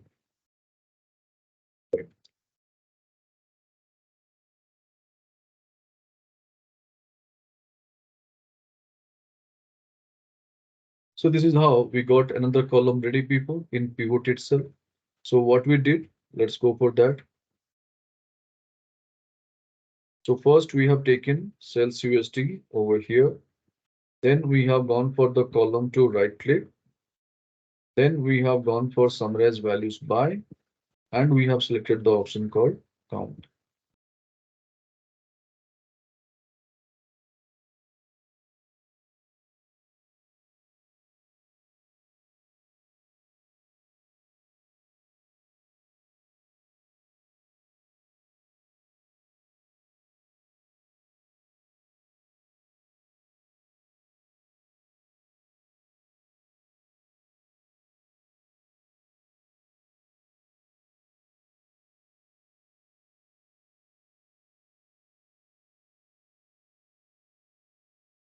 Fine.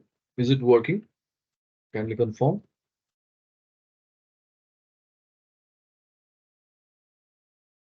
Yes, okay. Though we got all these three columns, do you believe that this order we can present our data? Ideally, what should be the order? If you look at first, if you go for it, our invoice count should be the first column, then followed by our invoice value, then followed by our invoice value in terms of percentage. So this should be my column one, then this should be my column two, then this should be my column three. Do you agree? Yes. So we need to also take care about that. So how to present it? Just say, no need to worry about this. Just directly we'll go for our value area. If you look at the third field over here, inverse count is there. And there is a small navigation button is there in the right side of that particular field. I will go and navigate through this and I'll choose the option move to beginning. Just move to beginning. And immediately you will be finding that field will be the first field, inverse count, followed by our revenue data and followed by revenue percentage. So this is how people pivot 8, we just noticed that how to add more customized fields by taking the same field more than one time and present our report, making with more information.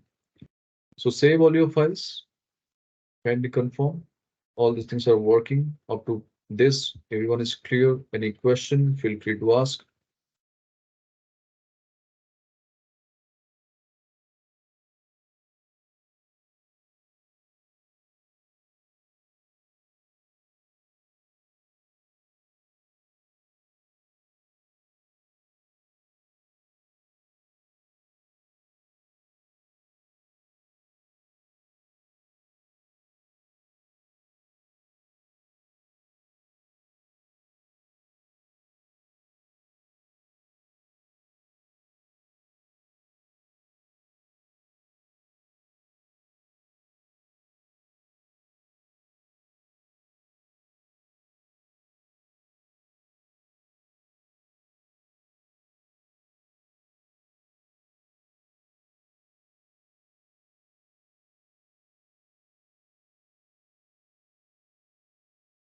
Yeah. Yes, sir. Okay. So I believe all this information are helpful. This is what mostly we need on the reports people. So don't create anything manually any point of time if you're working with people. So having said this, save all your files. Now select your pivot 8 sheet tab, holding the control button, drag it to the right. So now we are going to discuss about one more beautiful concept of pivot. Okay. But before that, let's remove the unwanted fields like revenue percentage, remove it, invoice count, remove it. Then our product description, sales USD, year as usual will be there, but our row wise grand total is missing. That we have to restore. Same option. Where to go? Keeping your cursor in the pivot, going to design grand totals from the left second one. But here you need to choose the option called on for rows and columns. Second option on for rows and columns. And immediately that will be also ready.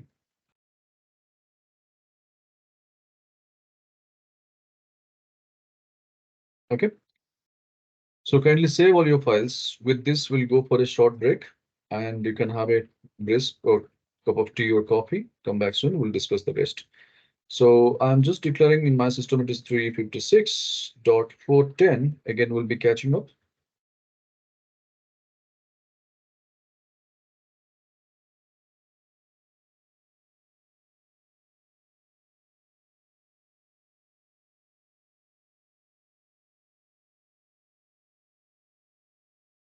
So I'll be mute. I'll be back by 410.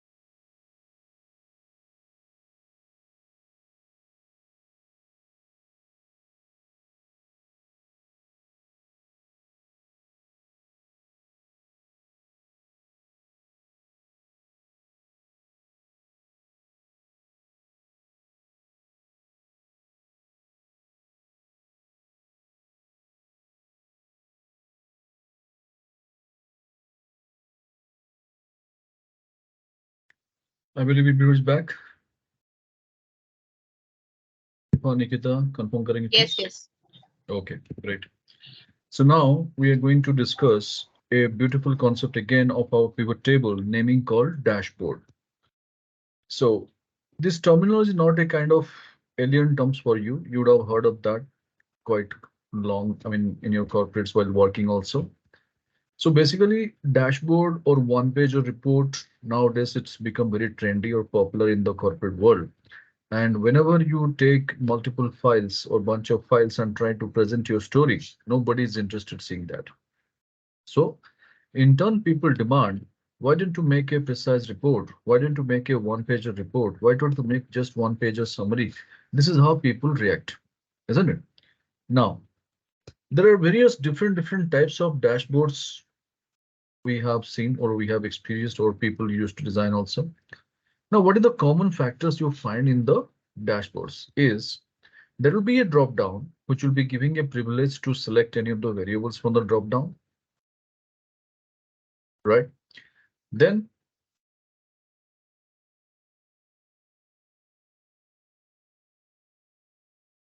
sorry, I forgot to share the screen. Yeah. So there will be a drop down which will be giving a privilege to select a particular variable out of that. And based on the drop down, once you select, there will be a tabular data is going to be populated instantly. And once your tabular data is in place, there will be a charts and graphs immediately. It will be expressed. So when you have all these three elements in place in a particular Excel file, Excel sheet, anything you call it, that can be classified as a dashboard or a one-pager report. All right. Now, I'm going to take you through some beautiful reports or some sophisticated dashboards, which will be giving more clarity what we are up to, what we are going to achieve, and what is our aim. So next 5 minutes, just watch my screen, no need to do anything. So I'm going to take you through one dashboard of HR first.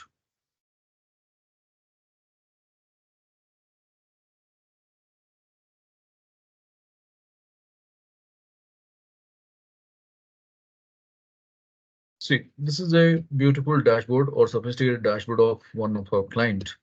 And you can notice there are many more charts and graphs, line, column, pie, bar, everything is over here.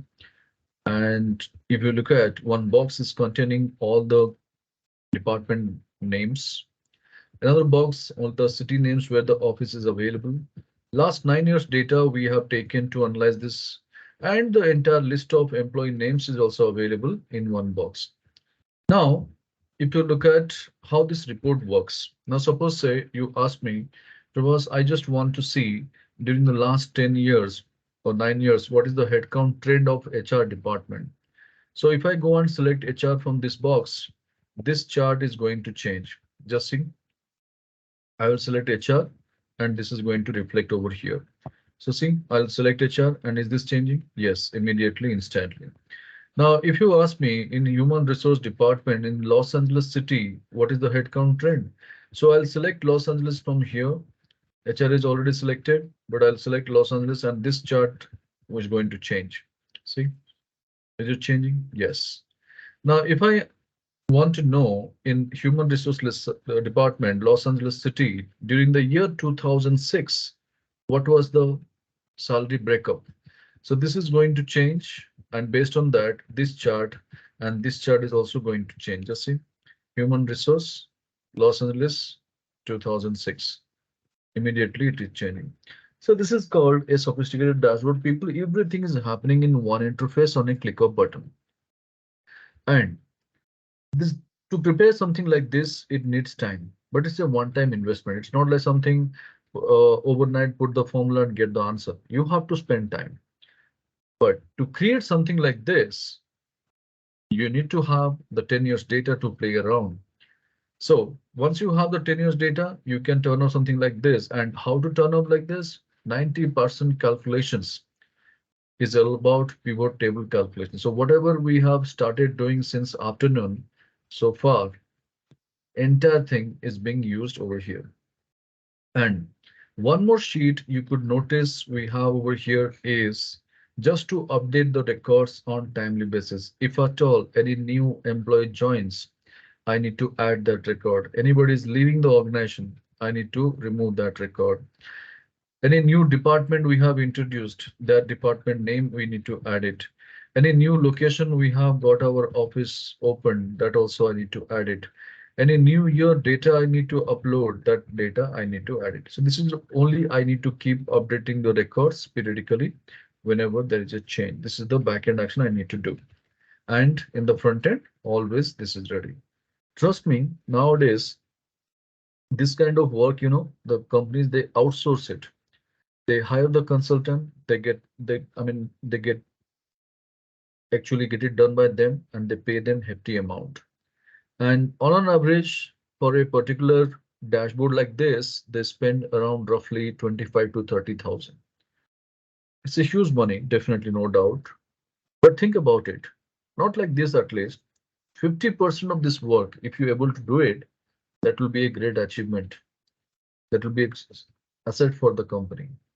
So this is one type of dashboard, a sophisticated dashboard called HR department purpose. Now, I'll take you through one more dashboard.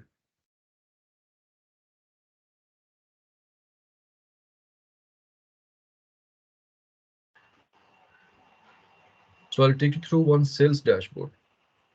Just watch my screen. So again, multiple charts, line, column, pie, bar, all these things are there, isn't it? And below to that, you could see the month, product categories, sales represented names and regions, all these things are available. Now, suppose say, as a company's chief marketing officer, I want to know what is that performance of my Eastern zone. I can click on my East Coast and immediately all this respective data automatically changes. So Eastern zone, these are my top 5 products, and this is what the status, and these are the products or salesman details, everything populates. Now, suppose say I want to know in Eastern zone, how is the performance of my salesman Jenny Paul. So if I go and click Jenny Paul, the entire chart changes. This is what Jenny Paul's performance over here. So like this, on a click of button, everything is happening, and more or less, we are going to create something like this. So this is also a sophisticated dashboard, people. Okay. So we got the clarity what we are up to. So what do you believe? Is it going to help you? If you learn how to create something like this, is it going to help you? Yes. Right. So let's go and learn that first. Okay. Some basic ground rules. The moment you would like to create a dashboard, people, first of all, you need to take multiple objects, and the object's alignment has to be pinpoint accurate. Yes. And second rule is, whenever you take multiple objects, some objects you should use some high definition colorful buttons because those are going to add more beauty to the reports. Now, having said this, keep your cursor above to the pivot data. Keep your cursor above to the pivot data and insert a row.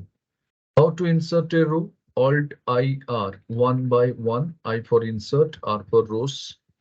And to repeat the last action, go for keep hitting F4.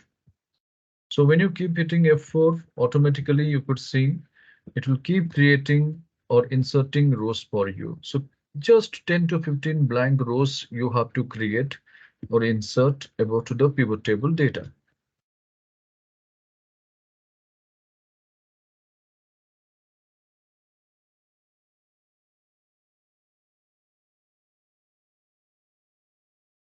Done. Right. Now, once we get it, keeping the cursor in pivot, go to pivot table analyze, and there you will be finding an option called insert slicer. We have seen a glimpse of that in our day 2. Now we are going to discuss in depth.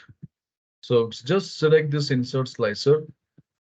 Immediately, a dialog box is going to appear on the screen, and the entire list of our column headers, whatever we had in our source data, is it listed over here? Yes. So slicers, what are they exactly? These are nothing but working like a filter button. whatever the action we do with filter, same thing they're also going to do for us. But these are called visual filter buttons. You can see all the filter variables at once in the screen. And the moment you are thinking to integrate slicers with pivot table, you need to also follow a rule. What is that rule says? First, you need to check what are the fields already taken in pivot. One is year, second is product description, third one is sales USD. These three fields you should not choose from the slicers again, because that will be amounting as a duplication of fields. So apart from all these three fields, anything else you want to work with, say, I want to see my customer data, I can select. I want to see my salesperson wise data, I can select. I want to see my region wise records, I can select.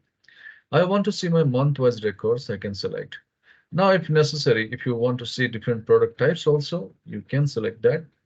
So I repeat, you can cross check customer, product type, salesperson, region, month. All these check boxes we have selected. Don't select months in the bottom line. As I told you, these are not our real fields. These are the virtual fields. So take month, don't take months. Now, having said this, click OK. You will be finding 5 different slicers will be populated over here. Now, only thing is the space, whatever we had about the pivot data, we need to arrange them over there. But how? Just see. Any point of time to select a slicer, you should select by the slicer name. So you can take your call where even which one you want to keep it. So I take product type as the very first one. Customer, which is having more data, I'll be retaining to the right side. Then I'll bring salesperson over here. Don't click in between any of the variables, else the pivot results will be something different or slicers will be activated.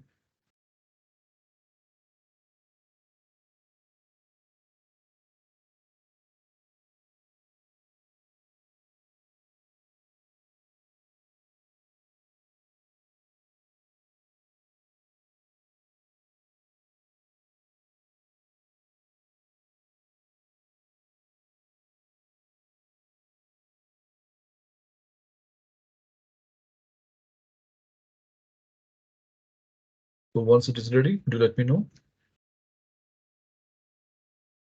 Yeah, done. Yeah.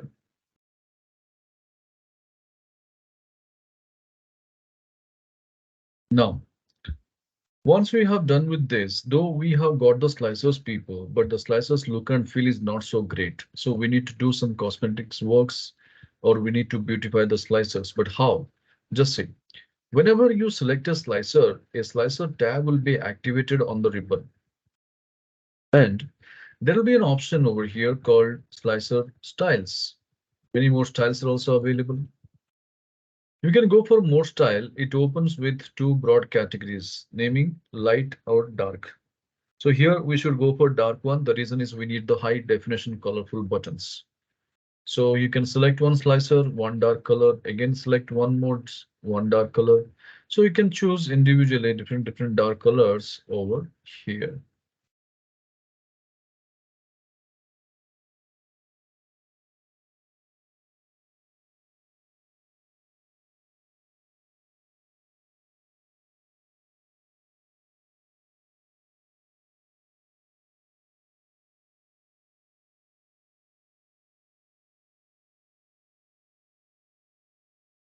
All right. So colorful changes, we made it. No doubt comparatively, it was whatever it was looking like. Now, if you look at the difference is there, looking good now. But the problem is each and every slicer, if you look at, there is a scroll bar added over here. Can you see? So having this kind of scroll bar, it is also not looking good. So how to remove the same? Just see. Keeping the cursor in any of the slicer, then go to slicer tab. You have a ready-made option naming called columns. And by default, it shows one for everyone. And you can increase the column numbers. You will be finding it will start distributing to multiple columns. So just see. I have taken customer to 4. So automatically 4 columns it is distributed. But the problem is the data is not in a readable state. So what we can do, We can simply expand that slicer width. Now all the data is readable. Yes. Now I'll go to month. I'll make it 3. Go to region. That also I'll make it 3. It depends. There is no hard and fast rule that you have to go 3 or 4. It is up to you to take a call depending upon the number of variables you have and whatever the amount of text you are dealing with.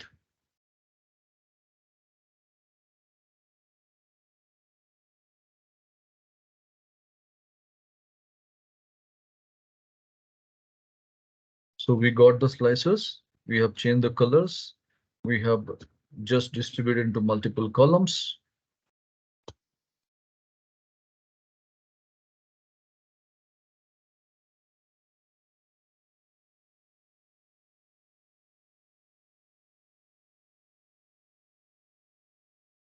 Yes, completed. Right. Now, once we have done, select one of the slicer and then go for Control A. So that will be helping you to select all the slicers also. And then if you look at the same slicer tab, you will be finding an option called Align. In the same slicer tab, one option will be there called Align. If you go for that Align option, you need to choose Align Top. So what will be happening with Align Top? From the top margin, all these slices will be equally interval you'll be presenting. Now, Align top. So from the top margin, everything will be distributed properly. Next, again go to Align and choose Distribute horizontally. And now what is the purpose of going for distributing horizontally? The reason is between the slicer, whatever the spacing also, that has to be uniform. For that reason, distribute horizontally. And once you do the, what is happening? Now alignment is proper. But the last step, don't forget, next to Align, you have an option called Grouping tab. And within that, one grouping option is there. So you got to select it. So automatically the entire 4 slicers what we had, it will turn out to a single object, right? But the problem is it is left with some empty spaces in the bottom, which we do not want, and it's not playing any role also. So how to deal with the same, how to remove the same? Just watch my screen. Once you go for grouping the same, can you see one button is added? And what is the necessity of grouping? Is it really mandatory? Yes, because if you do not group them, what will be happening? Tomorrow, when you start working with your pivot table, your slicers also will start overlapping with each other. So the amount of time what we spent to beautify our report or to make it bit lucrative, that entire things will be lost. So to safeguard that, this is the final step. Do not forget to group it. And once you group it, just click on that center button and drag it up. But while dragging, ensure you are not regaining that status of your vertical column. Then there's no point of doing it. All right. Now, having said this, just select in between slicer and pivot table, whatever the empty rows are there, kindly select.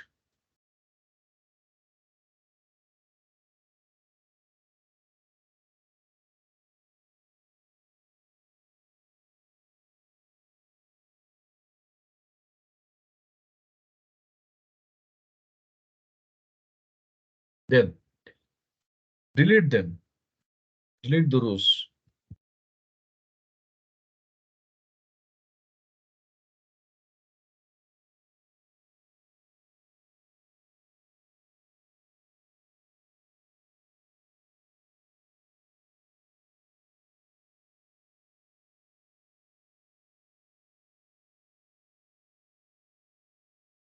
Now, once this is done, this pivot table fields, which is there in the right side, it is not playing any role.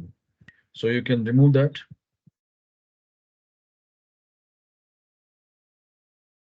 So there is a cross mark or the close button I'm highlighting. You can see, you can go for it. Now this is gone. So our slicers are ready.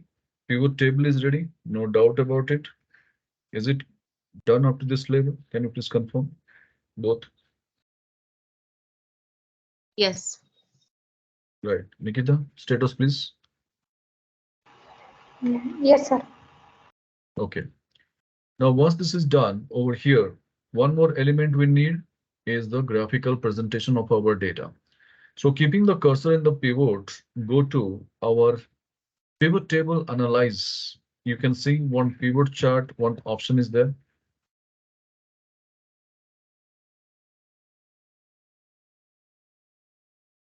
And once you click this pivot chart with immediate effect, it will take you to your entire chart family. And there, no need to do any changes. Directly go and click OK. So once you click OK, you will be finding your beautiful chart is in place. And what you need to do now is taking the chart, aligning the same next to the data, and extend the chart exactly in line with your slicer.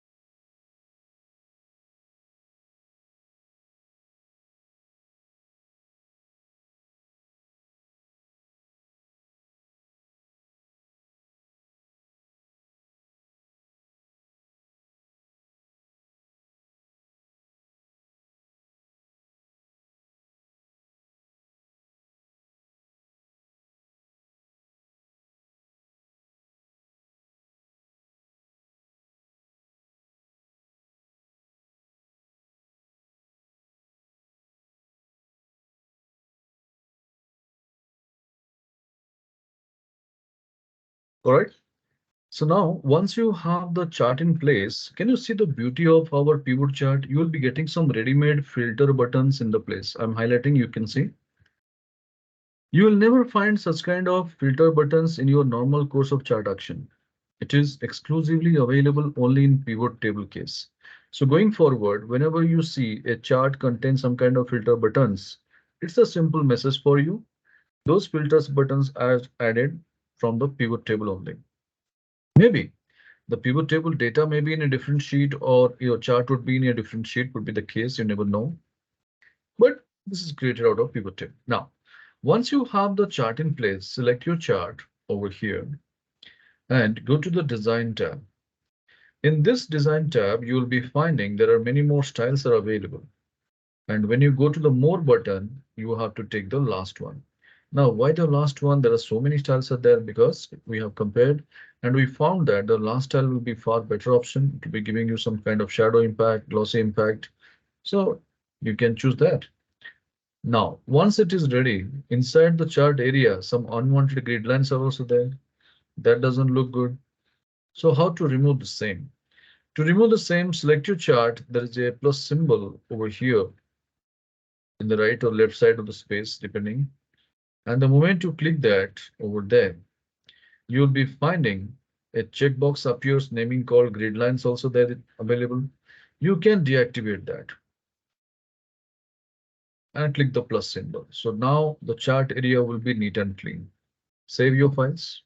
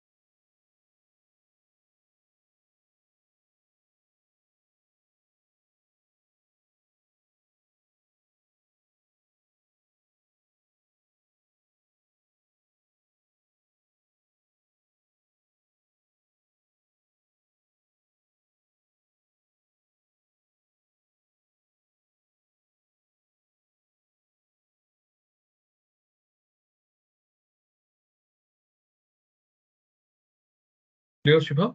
So far? Yes, yes. Right. Nikita? Any questions? No, sir. Sure. Now, once we have done with these people, see, whatever we have done so far, anybody can do that. It's not a rocket science or something extraordinary we did for over here. But now the time has come to discuss how to make our presentation different from others. Now, see the things. Whenever you are preparing this kind of one-pager report or dashboard, from your interface, the unwanted stuffs you have to remove, like what is unwanted. So this kind of our column headers is not required. Row headers is unwanted. Formula bar is unwanted. Ribbon menu options is also unwanted. Scroll bar is also unwanted. So all these things we need to remove. Okay, how to do that? Keep your cursor anywhere in this blank cell, anywhere in your blank cell, and go to the View tab. You'll be finding there is a section called Show, and you have this three options: grid lines, formula bar, headings, everything is enabled. You got to deactivate this. And once you started deactivating, you will be finding over here, all these things is gone. Now, one more thing you have to deactivate. I told you the ribbon bars. We can't deactivate this. Only thing is we can hide or unhide. And to hide or unhide this ribbon bar, go for Control F1.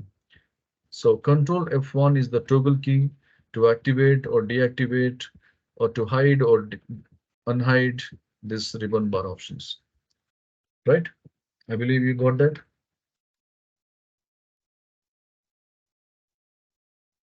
So what kind of feeling you are getting? As if a blank page is there and entire template is embedded on that. Do you get such kind of feelings? Yes. Right. Now, what I'm going to take you through just next 2 minutes, what I'm going to say, that is not mandatory, optional for you. But if you do so, that will be a value additions to your work. Now see, no need to do anything, just watch my screen. In this, what you can do exactly during the practicing hours, you can do that. What I'm doing, try to understand. I have taken up this data. I have kept over here cursor, insert, illustrations, shapes. I'll take this and I will draw over here one shape. Okay. Now there I'll go change the color. Shape format is shape fill. I'll take one gray color. And there text fill, I'll go for white color. Fine. Now over here, I'll just go and type what kind of report is this as the sales dashboard. Whatever you were preparing that you can name it. It's up to you. Now I'll select this. I will increase the font size over here. I'll make it center. And as I told you since day one, if you are having 365 minutes, you are blessed. So to turn into a beautiful infographic presentation, I'll be taking the help of icons. And when I go for these icons, it will be connecting to my Microsoft Office server. And suppose say I am looking for some charts and graphs out of this. And I believe now this one is going to add more value to my presentation. So I have taken this and I go insert. Now this is inserted over here. I'll take it. And then I'll change the color of that to naming white. And this is ready. Now suppose say I'm from XYZ company, right? So as we discussed our company name, we are presenting the data for Tata Motors. So next what I can do is I can go to Edge or Google Chrome, whatever it is. I'll go for over here, Tata Motors logo. So I'll go to over here and Tata Motors, suppose say I'll take this. So right click, copy image, I'll go over here and I'll paste it. Okay, so this is taking a lot of space. Not looking good. Just my background something different. We'll choose something other. Just I'm making it a bit lucrative how you can turn up a beautiful presentation. So I'm taking a look again. Now, okay. So what's the benefit of doing this? As I told you, this is not mandatory, this is optional. But if you do so, this is a value addition to your work. How? You are not only presenting your data, you are also claiming that this data is authenticated and this is pertaining to Tata Motors by designing such kind of things. So during the practicing hours, go for this, looking at the video recordings, whatever I'm going to share. Okay. And this is how we made our things ready. Now remember, being a presenter, the very most, utmost important thing is never ever show many more information to the audience. Because the more the information you show, the more the questions you are going to invite. And you don't have the whole day to present it. In meeting, how much time we get? Absolutely, or on an average, if you say hardly 5 minutes, 10 minutes, because more than that people can tolerate us. So within 10 minutes time you have to be very calculative, you have to do your homeworks properly, and you have to present your information, you need to answer all the questions, and you have to give your interpretation at the end of the presentations as well. So a lot of things around. So you would have thought something to do the sheets whatever highlighted. Ideally what we do, we hide the data, isn't it? Now suppose say I have hidden from 1 to pivot table number 8, because 9 I cannot hide. That is my core business area. Now suppose say I have hidden all the 8 sheets, but while I'm presenting this to my audience, by mistake or unknowingly, my right click got enabled in the sheet tab. So it is quite evident if it is there, then definitely this unhide button will be activated if something is hidden. Now, audience is smart enough to understand if unhide is activated means something is hidden there. Now, suppose say exactly when I'm presenting in front of me, my vice president is sitting. Now he's looking at the same and he's asking me, Prabhas, just click the unhide button. Can I say no to him? Or can I say in return, sir, whatever you are looking for, it is there in front of you. Why you are asking unwanted questions? Can I say something like this to my audience at any point of time? No way. Now, even though I am not willing to share all this data, but I am forced now to showcase the same to my audience. Now, whatever people are supposed to focus, that entire focus has gone to a different arena, and my entire presentation has gone into drain. So this is what people, you have to be very careful while presenting your data to the audience. So now my question is, what's the point? When you hide something on a simple right click, anybody can unhide that. Hide it in such a way that nobody except you can unhide, or nobody except you will be ever be knowing that you have hidden something, isn't it? Then only it makes sense. So now let's see. Instead of hiding the sheets, I will tell you a beautiful concept how to hide the entire sheet tabs. So this entire tabs we are going to make it disappear. How? Just say. Keeping your cursor anywhere in this Excel sheet, go to the file menu, and there you have got a options tab. And when you choose this options tab over here, then you will be finding one Excel options dialog box will be opened in front of your screen. There you have a category naming called advanced. And in this advanced category, the moment you go for this over here, then this scroll bar in the right side over here, you have to just bring it down somewhere in the center. You'll be finding a display tab over here. Okay. And in this display, there will be a subsection called display options for this workbook.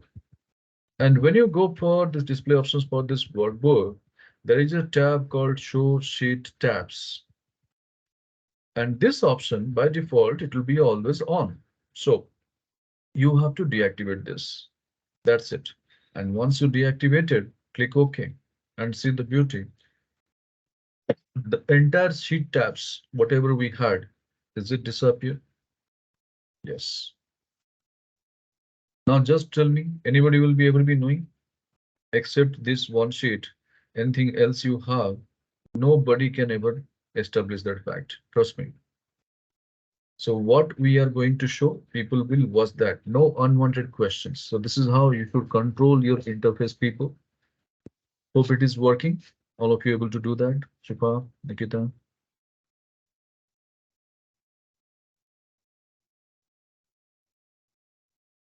Yes. right? Now, once you have done with this, just focus on my screen for next 2 minutes. Don't worry. Now, suppose say I have done all these things. I made my presentation ready. My boss asked me, Pravas, are you ready with the presentation? I said, yes. Then he has invited me in the presentation area. He has welcomed all our audience or guest, anything you name it. Then he asked me, Pravas, please start the show. So when I opened this file, then immediately asked me, Pravas, we are not interested watching the last 3 years data. Just show us only 2021 records.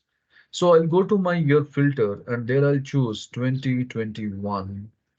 And when I shared all these things, now only 2021 records will be displayed. So those who are interested in knowing the numbers, they will be reading my pivot table data. Those who do not have the time to go through all these things, they just want to have a information, they can look at the chart. And they can make out that from Genex Nano, they have got the maximum revenue. And from our Sumo Gold, they got the least revenue, right? Now, suppose say, when I showed all this, next to my boss, my chief marketing officer is sitting. Now, looking at the same, immediately he asked me, Pravas, if this is the history of 2021, can you show me the performance of Salesman 5 for the year? So I'll go to my salesperson, I'll choose SM5 with immediate effect. My Salesman 5's performance for the year 2021 will be available. Now, he just looked at that and immediately asked next question. If this is the history of Salesman 5 for the year 2021, can you show me his performance for the month of May? So I have a month slicer. I can choose May out of this and immediately you can see there is only one product he has sold, naming called Hexa. To which customer? Tuli Motors. Which country? Africa. And what's the car product type? Utility vehicles. So this is how people on a click of button, when you integrate your slicers, pivot table, pivot chart, everything works for you. And that makes your dashboard or one pager report. And trust me, when you present your information something like this, anybody, whoever is there in the audience side, they are going to appreciate your work. And somebody is definitely going to ask the question at the end of the presentation saying that, Prabhas, is all these things you have made it in Excel? Yes, because people believe all these things we can do it only if you are there in Power BI. But if you know the tools rightly, or if you know the navigations, then definitely you can make your things better in Excel itself. All right, so just try this. All these navigations are happening. If you have any questions, feel free to ask.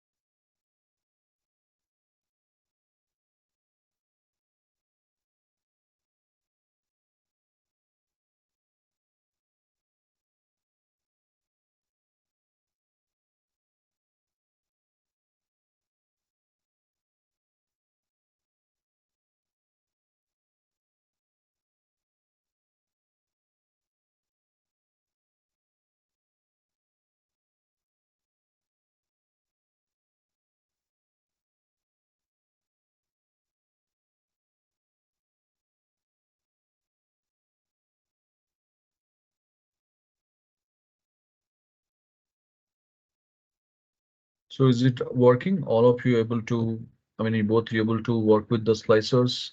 Is it giving such kind of dynamic feeling the way I have expressed? Yes. Okay. Now, once your presentation is over, Yes, sir. okay, very good, Nikita. So once your presentation is over, how to restore our data? See, to restore the data, whichever the slicers you have operated with, you can see in the top right corner, a clear filter button will be there. You can keep clicking on the same and your data will start restoring. Now again, one more filter we applied in this chart itself. I'll go to that year filter and I'll go for clear. Now, what are the other things we have deactivated? The sheet tabs. For that, to bring it on again, keep your cursor in a blank cell and go to where file options in the options tab, then category advanced, and need to scroll down. Which group display? What is the subgroup display options for this workbook? What is the option? Show sheet tabs. So technically, this is what we had deactivated in the previous step. Now we have to restore it. And once you restore the same, click OK. With immediate effect, you will be finding all these sheet tabs will be restored for you. Right. Now, what are the other things we have deactivated? If you remember,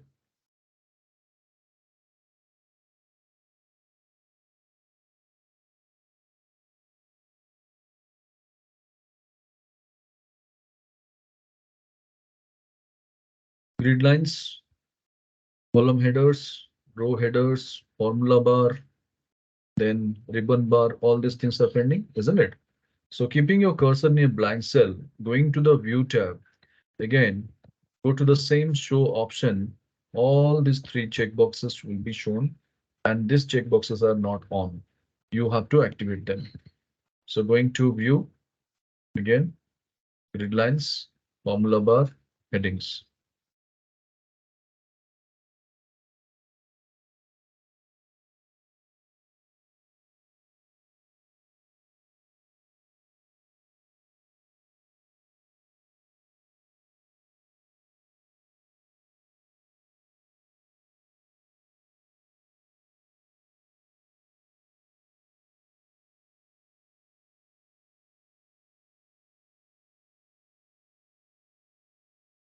All right. Now, so taking the live data, you have to practice all these things. Techniques remains the same. You know your target audience very well. You know what kind of report they're expecting. Only thing is you have to arrange like this and you have to present it. Okay. Now save your files. No doubt the presentation looks beautiful. Okay. But sometimes in this kind of reports, people, some set of target audience, they will take objection. Yes. Where they will take the objection, everything seems good. I'll tell you, just watch my screen. They will say, for us, everything is fine, but what I believe is people will start saying that this entire tabular data is it's of not having any worth in this or any relevance in this particular report. Rest of things are fine. Charts, graphs, everything is fine. This kind of colorful buttons also fine, but don't just have this table, remove it. Now, this is my core business area. This table alone is handling all these things. So how can I remove this? Well, in that case, people, no need to justify your report in this way, sir. This is pivot table. We cannot remove pivot table. Don't say all these things. If they demand like this, if you are connected with the projector, just disconnect that. Then what you need to do, don't do in front of them. Just turn your monitor towards you and take this chart and cover this data and just extend this chart in this fashion. You don't need the data, right? I just don't, I have kept my data anywhere. That's none of their concern. Now, whatever the report they're expecting, which customer data, suppose Globus data, click on that. This is what Globus data. Globus data, you want to see the hatchback, the story. Just click hatchback. This is the Globus data hatchback story. And once you click this, automatically these things are clear, right? So no need to spend your quality time for doing some unwanted stuffs. If people don't need this, this is how smartly you can manage it. Nice trick. What's it? Yes. Right. So this is how people pivot table number 9. We have completed the story that how to design a one-pager report or create a dashboard using pivot. We got the understanding. Now go to pivot table number 6 and select the sheet tab, holding the control button, drag it to the right. You got another pivot ready, naming called pivot table number 10.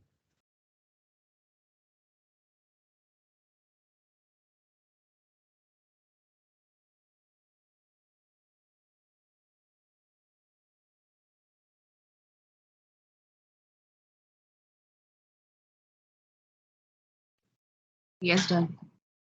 Right. Now, once this is done, in our pivot table, you keep your cursor and you can notice our pivot table fields which were supposed to appear in the right side, it is missing. No need to worry about how to bring it on. Just keep your cursor anywhere in the pivot table. Go for show field list. Show field list. And when you click that, automatically this box will be activated. Okay. Now, from this salesperson work is over. You can remove that.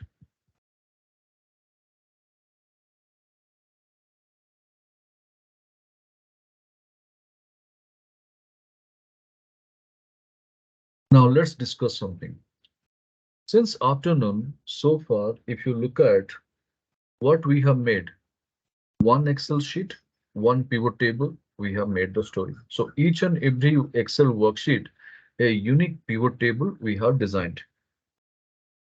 What if we need to design more than one pivot table in one interface, one Excel sheet, and provide the information to the audience? So if that is the need, if that is the ask, how to present it? So we have got one pivot table, select that, copy that, leaving one or two rows down, paste it. Leaving one or two rows down, paste it.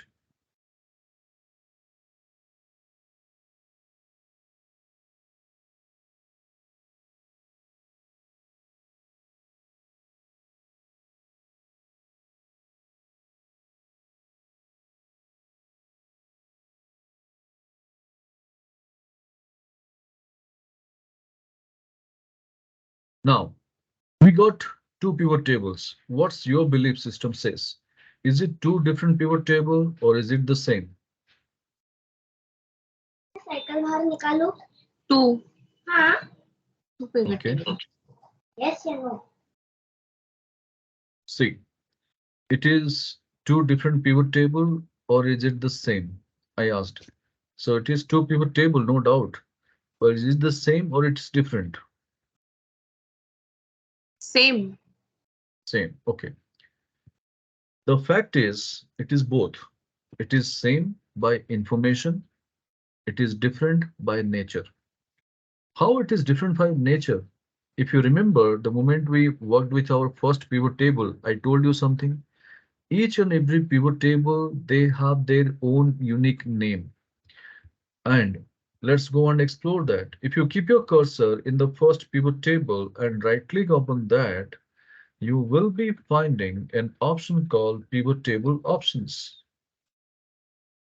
And when you go to this pivot table options, it will take you to a dialog box. In that dialog box, you can see pivot table name will be displayed, isn't it? So this number may be same or may be varying. Don't worry about it. But remember that name. So for my case, if you look at this is pivot table 1, it is displaying. Just remember that. Similarly, go to the second pivot table, which is below. Right click on that. Pivot table options. Check it again. In the dialog box, do you see a different number? This number again may be different. For me, it is 12. For you, it may be 20. Someone it might be having 15, would be the case. But remember that name also. So now we are confirmed, though it is two same pivot table, but it is different by nature, though we copied or pasted, but these are two different pivot table. But there is no point having the same information in both the pivot tables. So let's go for our second one. Keep the cursor over there. Remove the checkbox from product description and bring customer to the row area. And to give a feel that this is a different pivot table, keeping the cursor in the pivot, go to design and change the colors.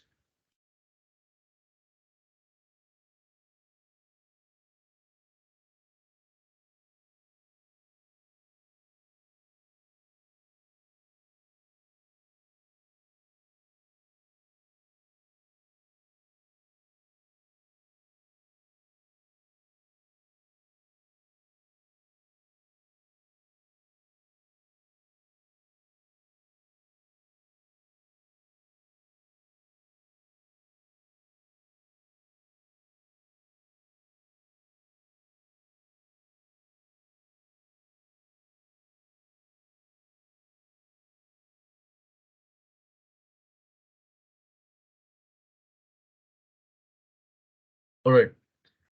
Now, though we have changed the colors over here, people, just think about it. I have taken customer data. Now, hardly I have only 15 to 20 customers.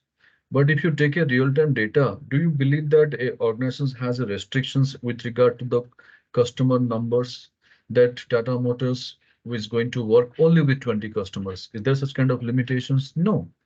So if I take my customer data, vendor data, or name of the employee, something in the row area, it will be running in pages. Huge data items will turns up, right? So now, suppose say Tata Motors is dealing with 1,000 customers.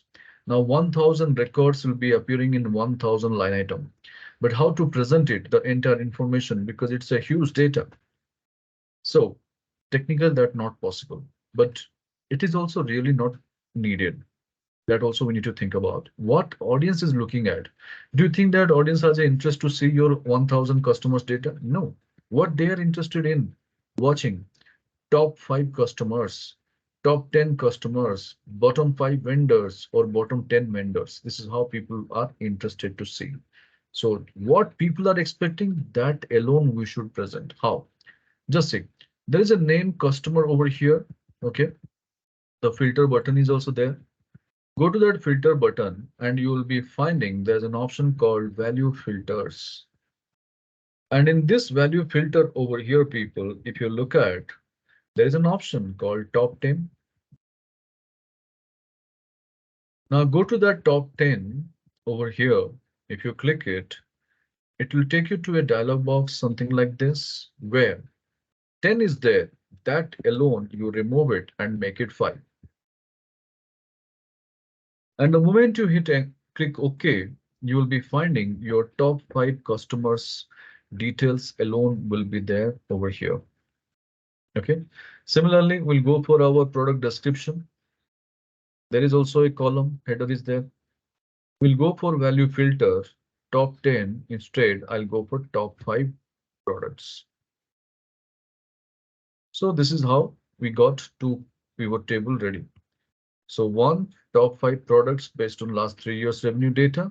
The other one, top 5 customer based last 3 years revenue data.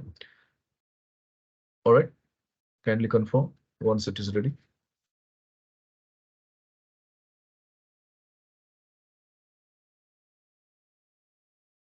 Done.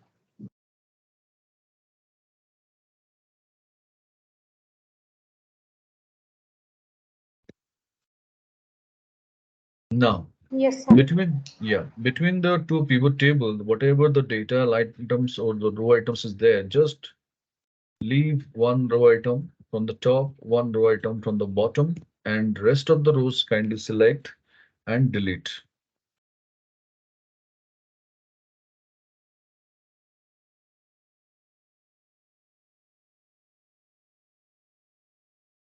Okay. Now go to the below pivot table, keep your cursor in the grand total column any cell, and there right click on that and sort largest to smallest.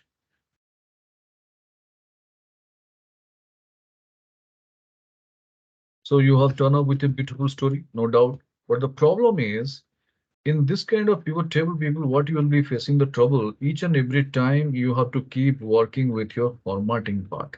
That is really painful. Now, the objective is how to retain our format in permanent nature. We should not keep working with the formatting. Whenever do we changes in our pivot, it should not impair our formatting. Formatting should remain intact. So for that, what we can do, just see. Once you do all your necessary formattings, alignment, everything, finally, you need to go to keeping your cursor in the pivot table, the first one, right click. From the bottom, second one, pivot table options, you will be getting. So when you get pivot table options over here, you will be finding that a dialog box appears and there you have an option called autofills columns width on update. This option always comes by default on. So you need to deactivate that. So this one you should do at the end, not in the beginning, at the end, once you finalize everything. Now click OK. Now the same thing repeat for below pivot table also. Right click, pivot table options, and auto fit column widths on update.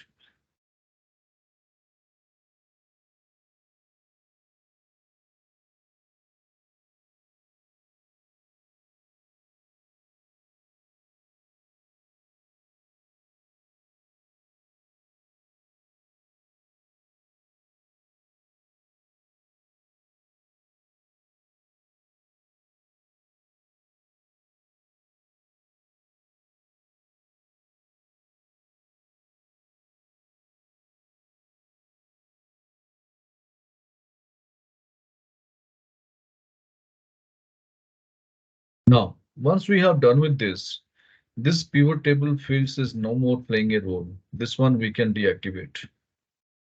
Okay. Now keep your cursor in the first pivot table. Go to your pivot table analyze, and there you have a option pivot chart. This is what we have discussed before 15 minutes, nothing new. Click on that, click OK. So one chart will be ready, leaving some space from the data. Draw your chart and little bit enhance your chart width.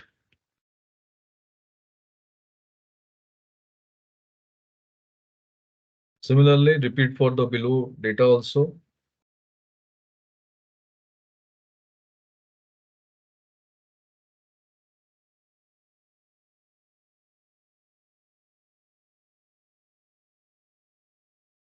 And as I said to you, when you have the chart in place, first thing, go to design and take the last tile. Then click the plus symbol, remove the grid lines. Same thing you need to repeat for the below charts also. Last tile and remove grid lines.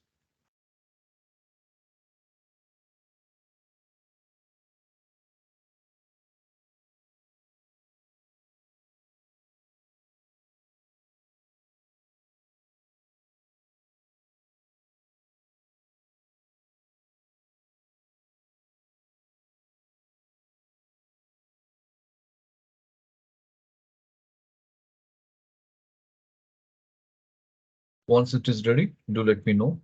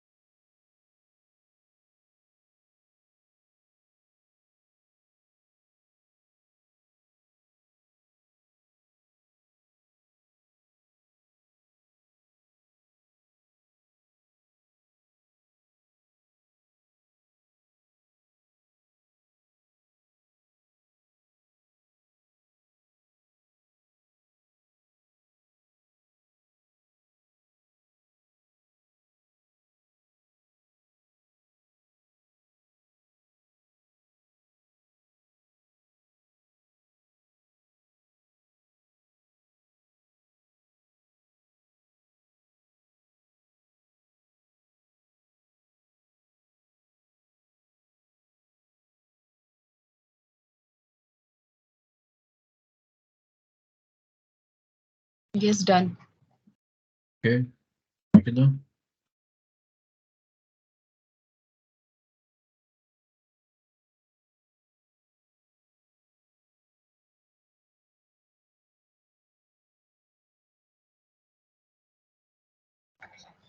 Yes, sir, done. Okay. Now keep your cursor in the first pivot table and go to your pivot table analyze.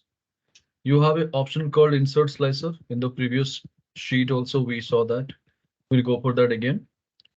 And now suppose say we would like to see the data based on the region. So I'll select that region slicer, and the moment I click OK, with immediate effect, a slicer will be on. So I can just do one thing.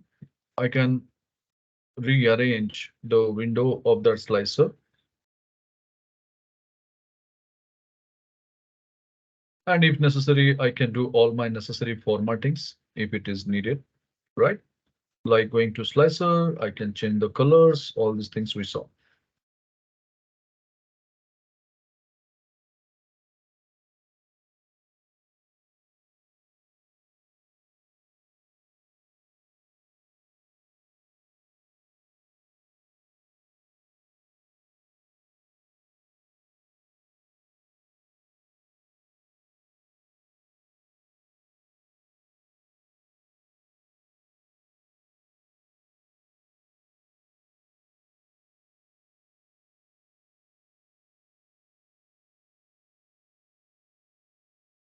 Ready?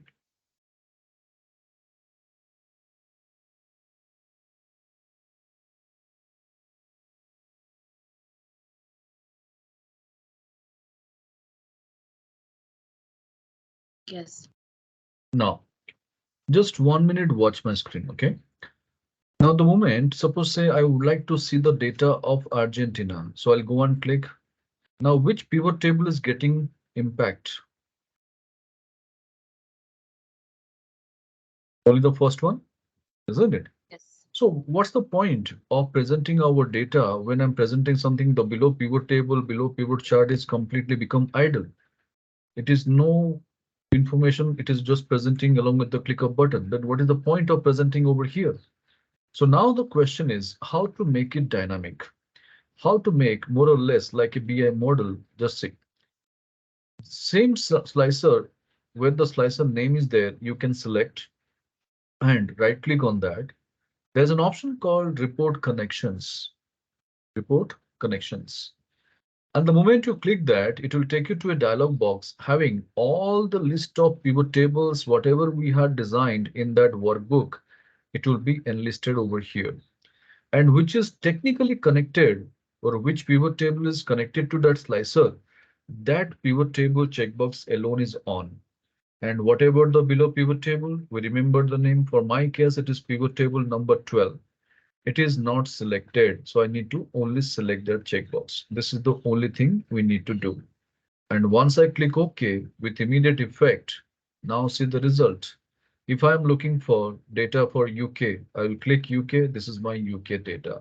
If I go for Russia, this is Russia data. If I go for Africa, this is Africa data. If I go for USA, this is US data. Can you see that? How it is giving a beautiful feeling, multiple information at a stretch, one stroke, you can get it. So this is how people you can connect multiple pivot table data and turn up with a beautiful story. And you can connect with one particular slicer, and on a click of button, you can play around with your data. And when you present something like this again, people will be surprised and they will be asking, did you do all these things in Excel, or you have taken a Power BI report and trying to present? Because people have the belief all these are possible only if you have Power BI. So there are many more things, many more wonders you can do it in Excel. Only thing is you have to use the tool rightly. And as I told you, working in 365, you have got enormous features on, and you can keep working with that, and a lot of things you can make better over there. So kindly confirm all these things are working. Yes, sir. Working for me. Right.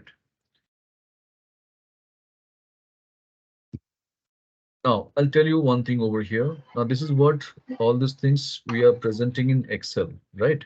So what people will be demanding, because can you present it PowerPoint also? Yes, you can, but how?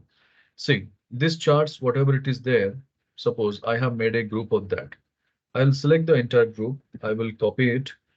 I will go to my PowerPoint, and there, what I'm going to do is I'll go to my home tab, paste special. There's an option over here called paste link.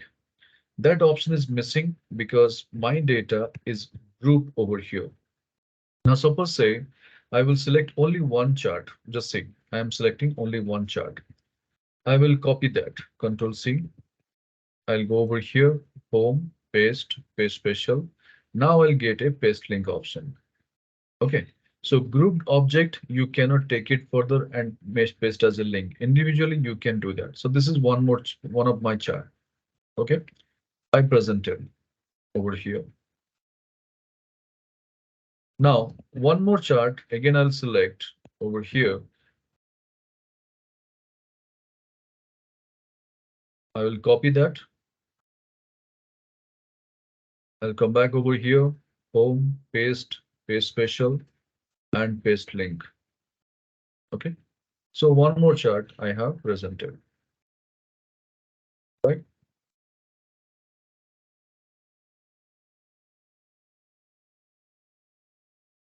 Just to give you a sync that this is what I'm presenting.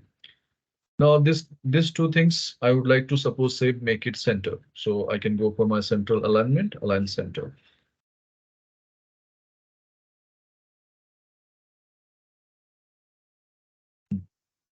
Now it is ready. Now whenever I do the operation anything over in Excel, this also going to change. So see, if I go for looking at the data for Finland, now this is changing, right? Now here also it will be changing. If I'm going for over here Argentina, here it is changing. So here also it will be changing. If I'm looking for USA, this data is changing. Here also it is changing. Can you see the beauty? So you are not going to struggle in PowerPoint while you are presenting. You can paste it as a link, and whenever you do any changes in Excel, in PowerPoint also, you can give the same dynamic effect. But this is how you have to paste as a link, not paste as it is. All right, just try this one concept and check it's working.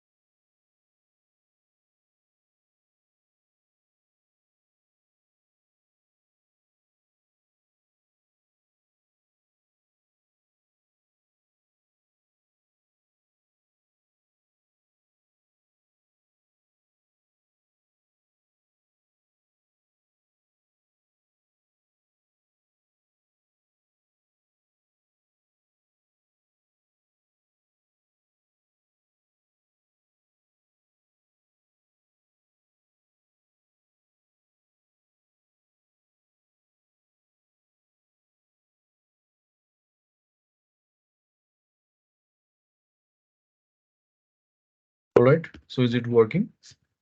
Whenever you do any changes or you need my support, to let me know.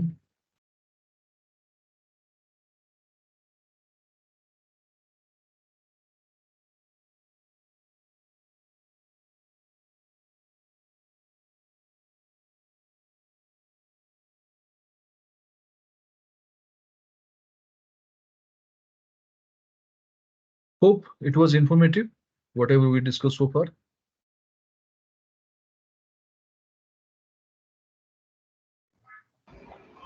Yes, sir. Okay. Now, just for your information, as I told you, or I have been telling you since day one, keep practicing well on this. And for your information, I'll tell you whatever we have learned so far is just 5% of the pivot table. Okay. So I'm not trying to develop that fear in your mind. I'm just giving an information that don't stop here. So always there is a next level of learning. Now think about it. If this is 5%, how about the rest of 95%? So what is there I need to learn? You should know also. You can notice in my screen, there is an option called Power Pivot. This is your next level of learning. So what you can do with Power Pivot is you can connect multiple set of data or multiple different table data you can connect and you can prepare a pivot, and the same you can convert directly to into a beautiful dashboard. So Power Pivot will be helping you for connecting multiple data sets, and there will be 0% chance of data loss. That is what the beauty of Power Pivot. But it doesn't come automatically. It comes as a package of our MS Office as an add-in, and we need to activate it. Now, if you're interested in knowing how to activate Power Pivot, I'll tell you. If you go to your file menu, there is a options tab. Okay. And in options tab, if you see there's an add-in options will be there. And if you go to add-ins over here, manage Excel add-ins, one drop down is there. You can see, click on that drop down and choose COM add-ins. COM add-ins. And the moment you click that, with immediate effect, go for go button. Immediate right go is there, and you can notice in your Microsoft Office package, the last tab is dealing with the Microsoft Power Pivot for Excel. So this option checkbox has to be on. And once you do so, click OK, and you will be finding just similar like a tab of mine on your ribbon tab, naming called Power Pivot. So whenever time permits, I have already given you a list of websites, 10 website names in our day one. So you need to go through all these websites and try to explore, enhance your skill and develop to next level. Don't stop, because the world is now into more into AI and BI. What is AI Artificial intelligence. and BI? P- PI. Yeah, B, B for P Bombay. power. Power. Like artificial intelligence, this is BI means business intelligence. Okay. So that is what the word nowadays, it is more forward and more the speed they are catching up now, you can't ever imagine also. So no tool is permanent in the market. You have to groom yourself with the tool if you want to sustain in the corporate world. So keep the momentum going, learn and learn in the right direction. Don't go or don't get attracted by the lucrative offers given it by in the internet, like Simply Learn and all. They will give you, okay, you join with us, 55,000 certified course, you will become a data scientist and you will be having a 5-digit salary in the month. All these things, trust me, these are all our story. Why it is story? Because unless and until you are from the programming background, don't go for such kind of courses. What I suggest is learn Excel, but learn perfectly. Then go for Power BI. And when you integrate both, trust me, you can make a lot of wonders at your place. Now, suppose say you have learned Power BI also, then little bit try to explore SQL, because Power BI is going to integrate again with SQL, Python, R, everything come together now in Power BI it is coming up. And if you do not want to learn Power BI, because if you believe your role is into MIS and all, and automation is necessary, then learn Excel VBA macro. And trust me, you can beat any programmer. If you learn Excel with Excel VBA, you can make all your impossible things possible. Like say, take an example. If I'm writing over here a number, okay? Now I need the same in terms of words, like 12,345. Do you believe is there some kind of function in Excel which will be helping me to convert your numbers into words? No. So those things is again one more impossible task. But how to make it happen? Better you can write your macro program and see a macro program how it does, how it works. So I have designed a macro program. This will go and read my data and it will convert into words. See? So whatever it is not happening in the front end, you can execute the same in the back end by writing your own macro program. That is what when you learn Excel, Excel VBA, Power BI and all, this will be in the right direction. But give some time to practice because everything you cannot just grasp it in one day or overnight or 1 month. You have to give time for practice. And trust me, once you practice well, definitely you can see the significant growth at your workplace. Okay. So, Yes, sir. if any doubt, any queries from the day? No, sir. Right. So I conclude my day 3 over here. So keep practicing well. If you have any queries, you can drop your queries all the group as well. And last week there was a delay in sharing the recordings because of the glitches because Microsoft Teams they are coming up with the new upgrades. What is happening? It was also giving a problem in our system. That's why again I just checked with the Microsoft customer care. Later it was rectified because of that there was a bit delay, but today it is not going to happen that, don't worry. So maximum by 9 p.m. tonight you'll be getting the recordings. All right. Okay, sir. Yep. Fine then. So stay safe. Take care. See you next week again. Okay, sir. Thank you, sir. Yeah. Okay, Sipa.